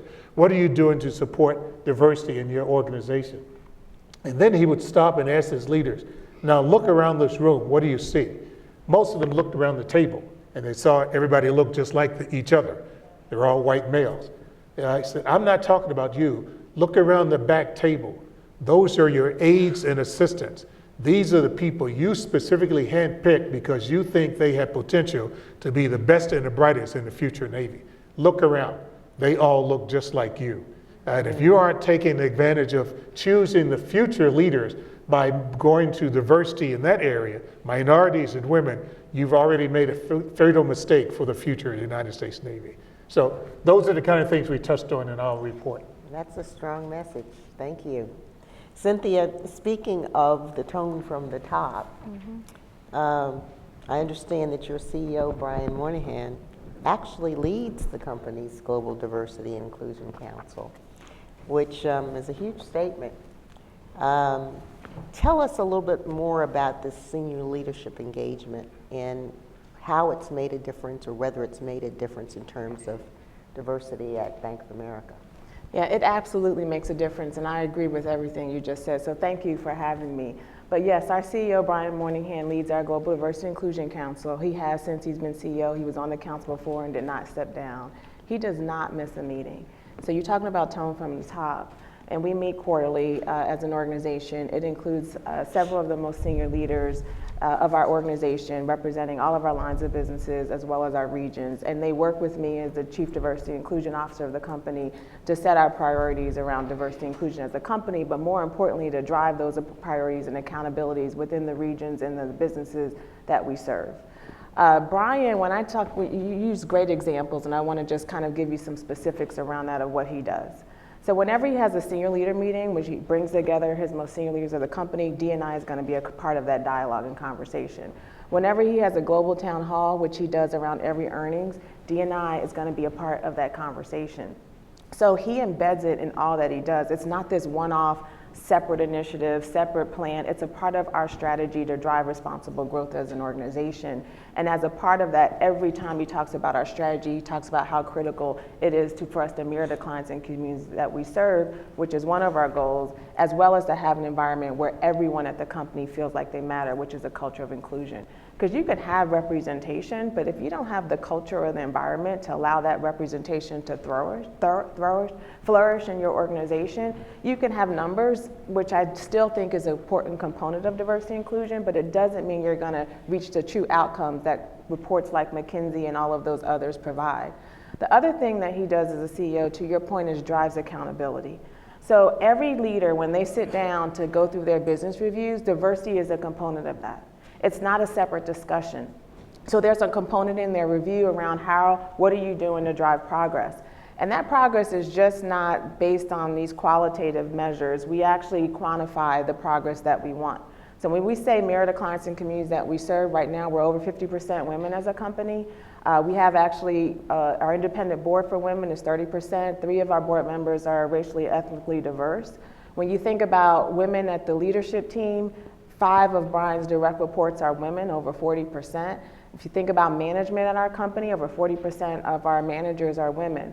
So when we talk about talking the talk, you have to walk the walk, and our numbers mirror that. In addition, when I think about our entire company, over 40% of our company is racially or ethnically diverse. So you have to not only know where you want to go, but what specific measures are you putting in place to get there, and embed it in all that you do, and hold leadership accountable for making progress. That's really impressive. It is. But I don't think that is the norm. And I'm going to ask you, General Lyles, to talk about the boards that you serve on. You might have 3, you said 3 board members, Cynthia? Yes. Women? No, there's 4 women and 3 that are either Hispanic, Latino, or African American. Okay. I definitely know that's not the norm in corporate America. But if you would speak to the boards you serve on, which boards they are, and what the diversity or the inclusion numbers might be. Tell us a little bit about those boards. Well, let me answer that question in 2 different aspects. And I'll first address what I think is a common thing that we think of when we talk about diversity on boards.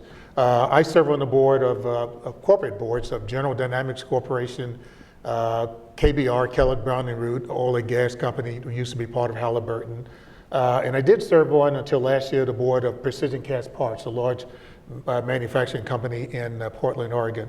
That was a great board, but another great guy decided that he wanted to buy it and buy the company and took it off the public sectors, if you will. So that I'm no longer on that board. And then I chair the board of USAA, United Services Automobile Association. It's not a public company, obviously, but most of you know USAA and its affiliation with the military, both in terms of insurance and banking and investments, et cetera. I will start with the USAA because I'm probably proudest of their diversity initiatives. We have 12 members on our board, actually close to 14 now, members of our board. 4 are women, 4 are African American, and we only have 1 who's Hispanic. And I say only because that's one of the areas that we feel that we are least represented on, particularly since our headquarters is in San Antonio, Texas. And a large part of our workforce, most of the workforce in San Antonio is Hispanic, and yet at our senior ranks, we have failed to really have somebody either at the senior ranks in management or on the board who is Hispanic American. And it points out one of the things of making sure you look at numbers and really understand what numbers tell you. If you look at the raw numbers, we're doing okay in terms of women and in terms of women or people of color. It's when you start parsing those and look at individual groups, and you look also in terms of inclusion as to where those groups are. Are they middle ranks? Are they at the senior ranks where you find that you have the problems? And so we're doing okay, and we're going to do better. And we put a lot of emphasis on diversity and inclusion, again, with the support of our CEO and certainly our board. On General Dynamics and then Kellogg Brown and Root, they are diverse. We have a couple of women on the boards of General Dynamics. Our CEO is a woman, obviously. In Kellogg Brown and Root, we have a couple of women now on that particular board. 1 African American, it's me on each one of those boards. But when they think in terms of diversity, they think in terms of the broader definition of diversity, skills and experience you need to meet the needs of the mission of that particular organization. And so having, in my case, me on the board of Kellogg Brown and Root, which is typically an oil and gas company, but does work for the federal government, they had nobody who had federal government experience.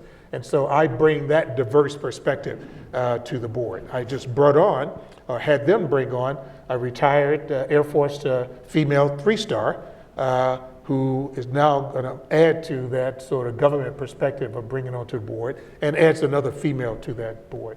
General Dynamics also has chosen most of its board members in terms of their skills and backgrounds more so than just ethnic diversity. So it sort of points out, just like in our commission report we did where we were asked to define diversity, when you define diversity in its broader term, it's more than just ethnic or gender, it's also skills and experience. And some companies are focusing on the latter, if you will, more so than ethnic and gender in their Can't there be both, General Lyles? Yes. I think there's the ability to address both of those issues through the skill base, which I think you can look around this room or look among our mid-career folks from ICAP and look at their skill base.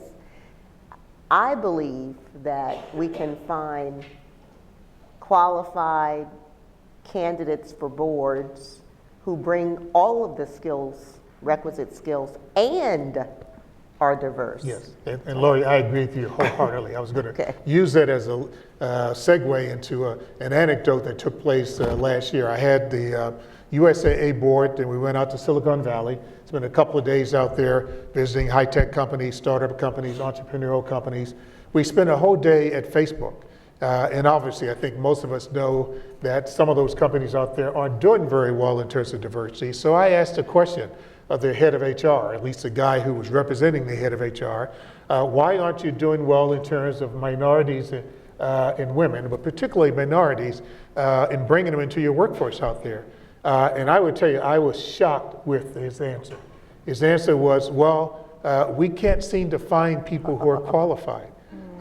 This is from the #2 HR guy at Facebook who said this. And my immediate response to him was, have you gone to things like the Black Engineer of the Year conference, big conference which takes place on the East Coast?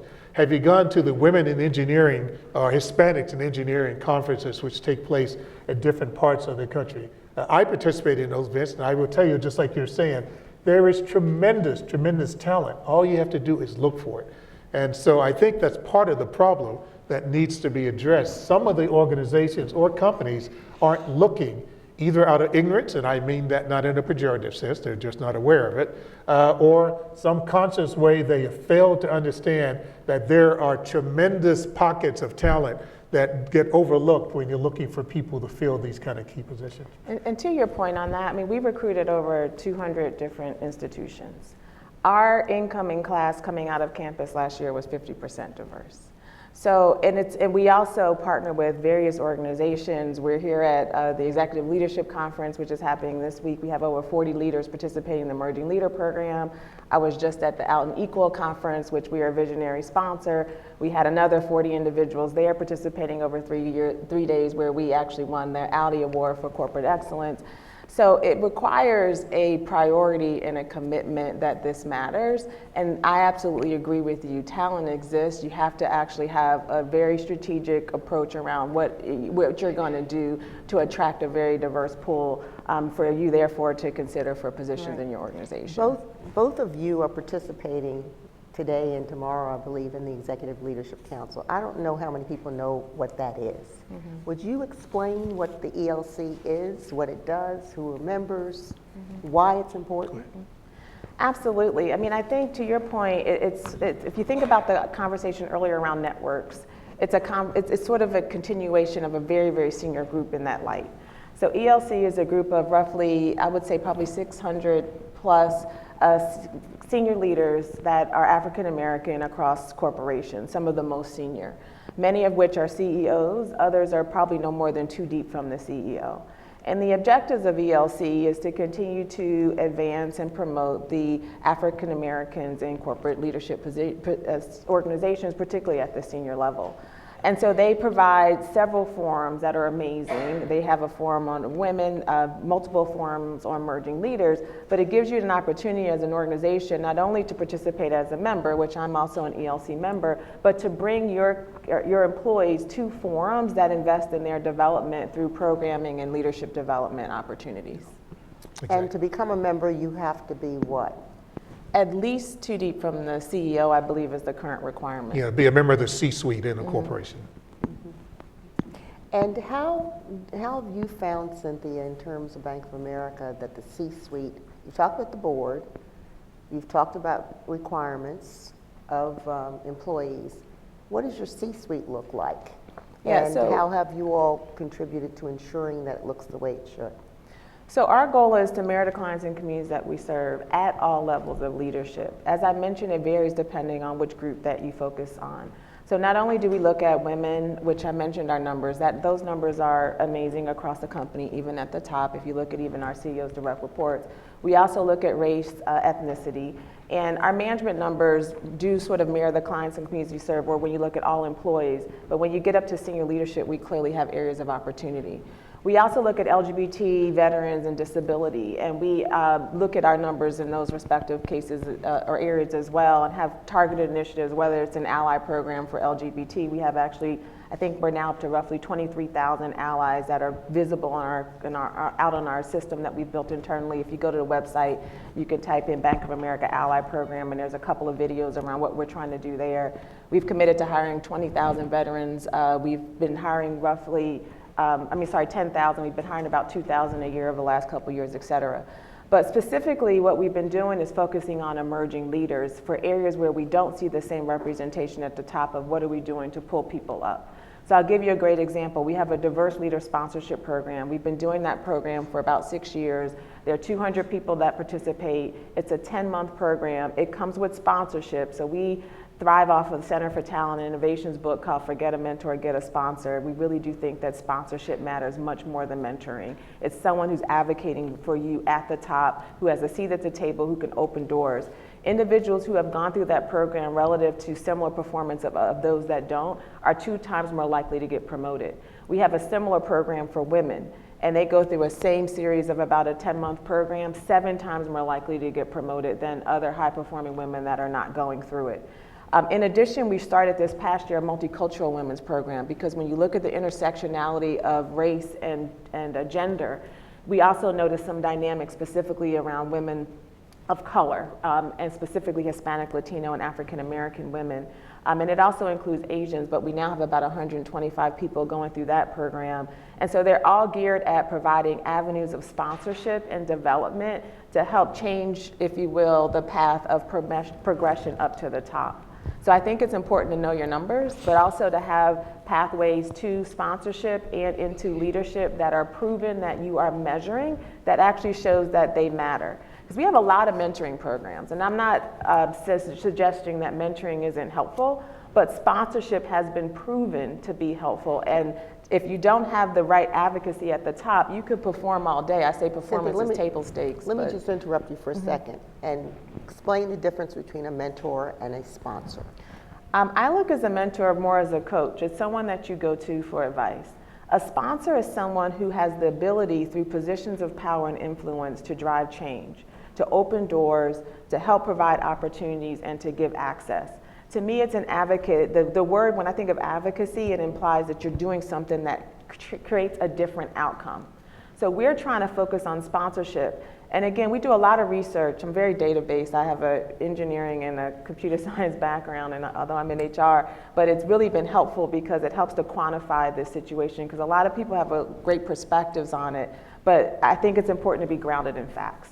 And so the Center for Talent Innovation did a study on sponsorship. And what they found was that white men were more likely to be sponsored than any other group. And you can kind of go down the pecking order, but women, particularly women of color, were less likely to be sponsored.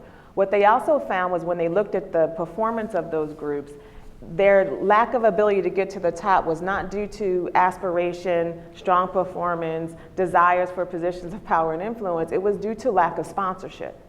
So when you really talk about those things that matter, sponsorship must be a part of your equation for how to drive change in this space. And that has to be coupled with accountability. And lastly, conversations on really what is getting in your way to drive progress.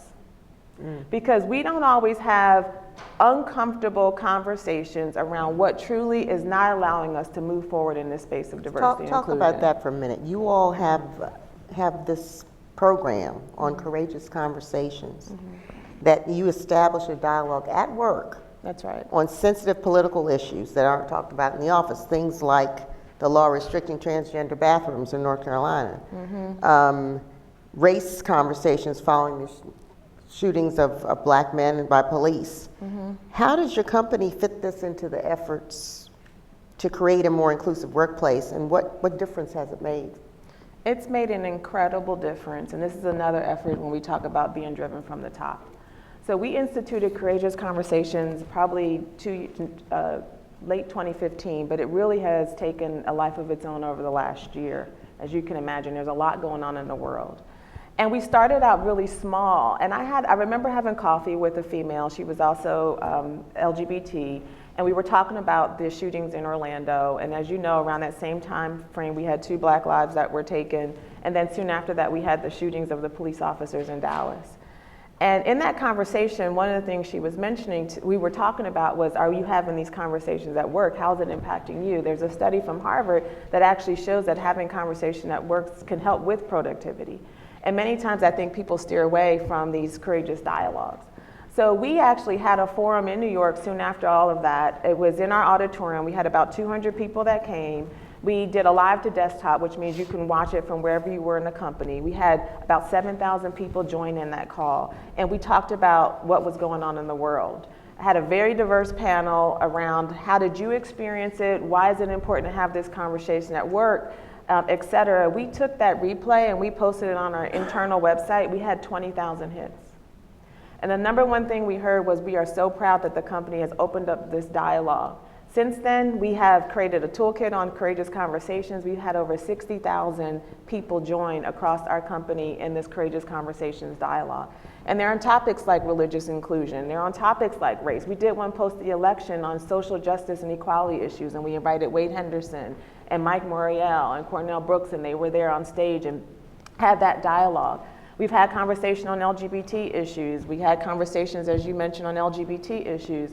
And the number one thing we're hearing is thank you for opening up, because what we're not necessarily trying to do, we have clients and employees that are on both sides of all these issues.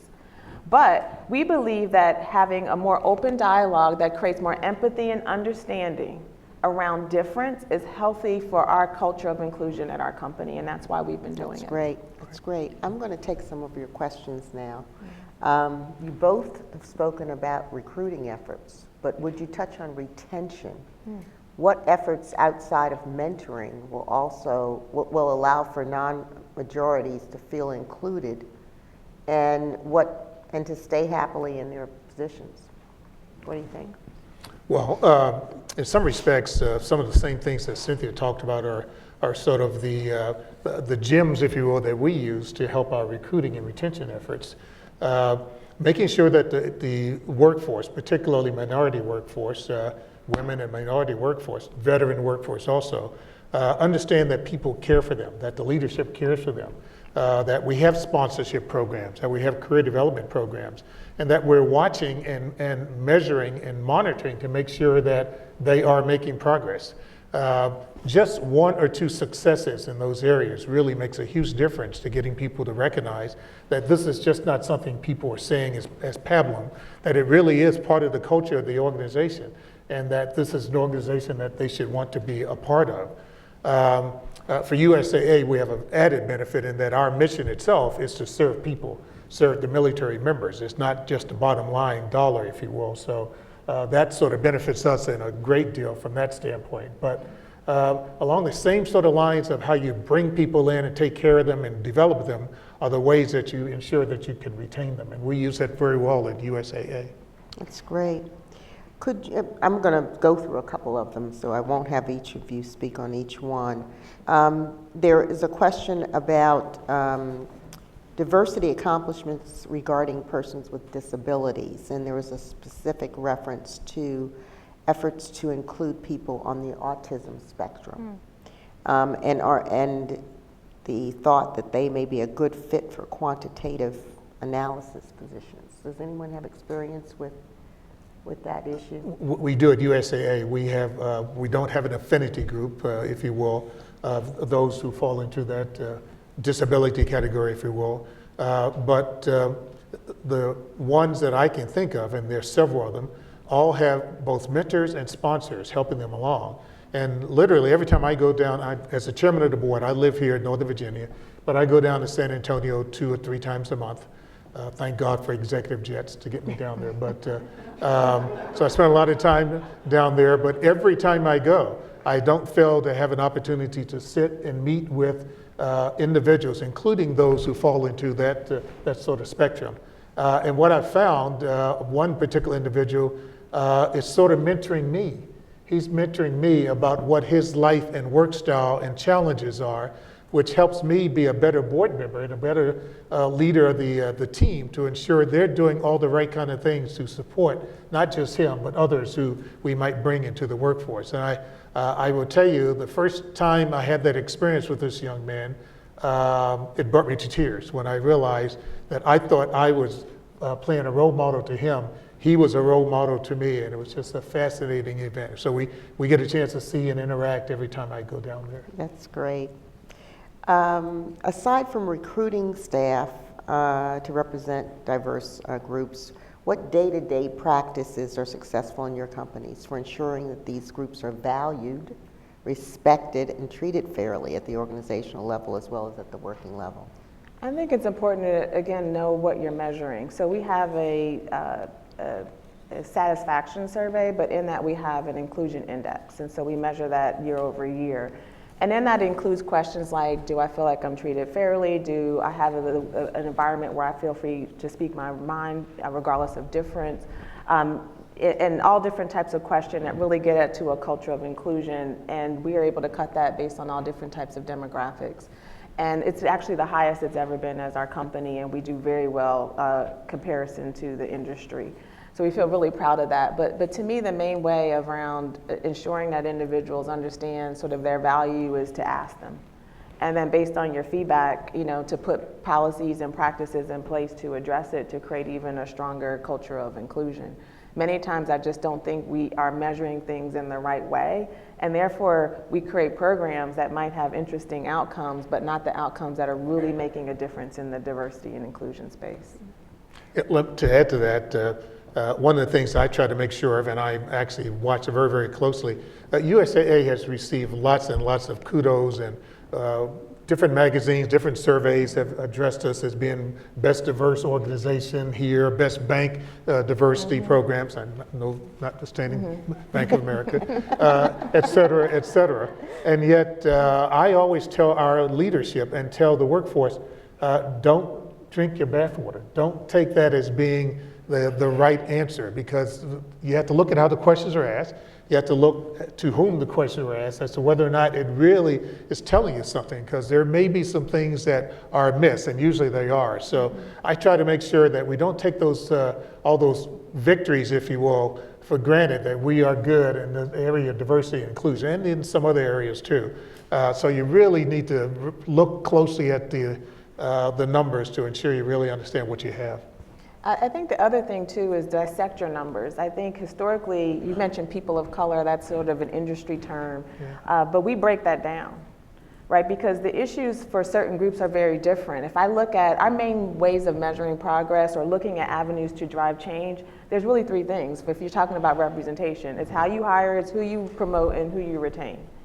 And you need to know those numbers for every different group. And so I have the ability now, it's completely automated. It's, as I mentioned, it reports every month. But for the African American issues are very different than Hispanic Latino issues, than the Asian issues, et cetera. And you really need to understand women. So retention issues for certain groups are very different, are strong for some and weaker for others. Hiring promotion issues are really strong, like if I look at certain targeted groups and they have more of retention, but we try to solve sometimes with strategies that's a one-size-fits-all solution. That's not, to me, the way of the future. You really need to understand unique issues and ensure that you're getting granular and specific around what you're really trying to do and the avenues that you're trying to drive for in terms of change. Might that be, and I'll ask both of you, if you were giving advice to the federal government, from a private sector perspective, many of the people in the audience are in government, what would you say, is that one of the keys? Breaking it down, understanding the various groups, or do you have other recommendations? No, I agree wholeheartedly. And in this data-rich age, we have data analytics and really taking advantage of analyzing the data and doing something with it, not just putting it on the shelf, if you will, but really trying to parse it and understand what the data is telling you. To me, it's the key to so many different things. And so I don't think government agencies, certainly business corporations, take advantage of all the data that they have. I'll give you another rough example. This is a technology one, but I think it fits social issues also. One of our current airplanes, the Air Force has been developing, the F-35. We collect reams and reams and reams of data as we've tested that particular aircraft. Somebody asked a question the other day to Lockheed Martin, the developer of the aircraft, how much of that data have we ever analyzed? Turns out the number is less than 5%. So there's data there. I'm afraid if somebody could ever analyze the other 95% of the data, they may find out something that's either very good or very bad. And I think the same thing applies in the social area. Until you really look at it, analyze the data, and do it thoroughly, you don't know what you have. And we don't take advantage of data analytics to really know the product, know our people, know what the issues are. Wow. I'm going to ask you both for the last question to respond to this as your wrap up. And this is a great question. There are a lot of common challenges, cynicism across all sectors regarding diversity and inclusion.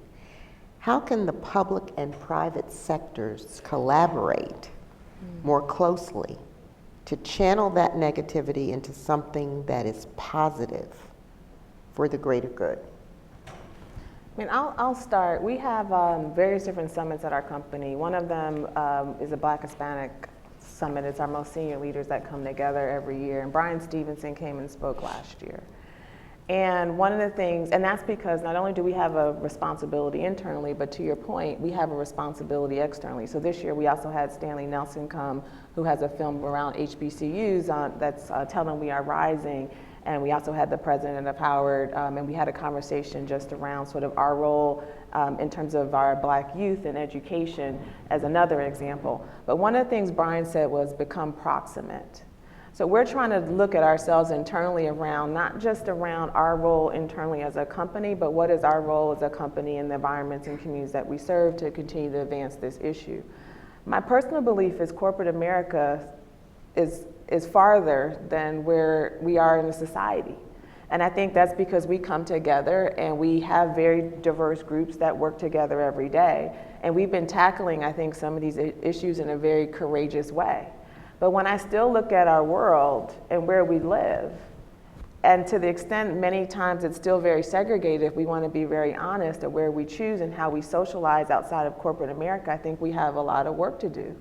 And I think that some of the disparities that we are trying to address in corporate America that exist outside start with poverty, start with school systems in certain areas.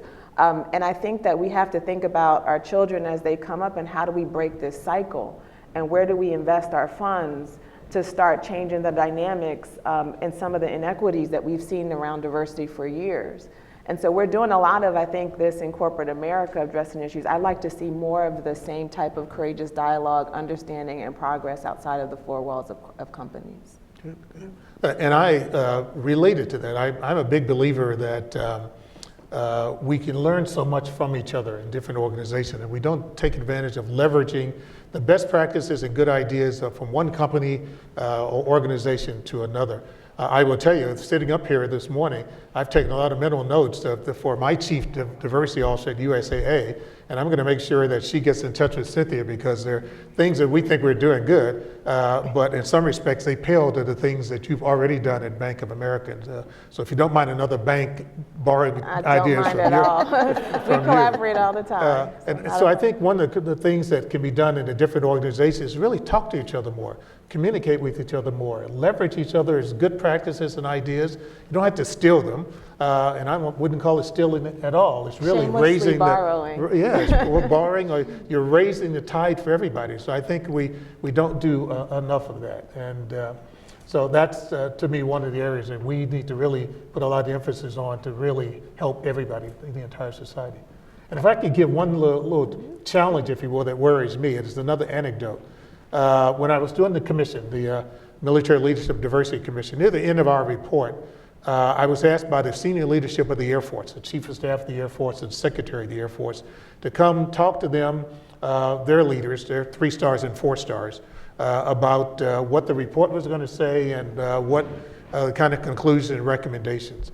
And they wanted me to come to a forum that was advertised as the first ever diversity summit for the United States Air Force. And I went into that meeting. Obviously, I knew all of them, as being a 4-star myself, knew all of them. And I went in, and the first thing I did was apologize to the chief and apologize to the secretary. I said, Chief, Secretary, I hate to tell you this, you're advertising this as the first ever diversity summit for the United States Air Force. 10 years ago, when I was the vice chief, we held our first ever diversity summit for the Air Force. 10 years from now, you will be holding your first ever diversity summit for the Air Force. And the message was, until we can figure out a way to inculcate and change the culture, change the institutions of things like diversity and inclusion so that it sticks and it doesn't just go away when the next leader or rounds of leaders come about, we're going to be repeating the same things every 10 years or even less. And so one of the big concerns I have, even with USAA, I don't know if you have it with Bank of America, how do we make sure we inculcate the things we're trying to do so we're not having this kind of forum at CSIS 10 years from now? Well, I would like on that note to thank you both for fabulous commentary and for sharing your knowledge and your experiences and for helping us to bridge the first panel with this panel and to end the first diversity conference here. That will not be the last. Transformational day, and to thank everyone for their participation. Thank you so much. Thank you. Thank you very much. Thank you.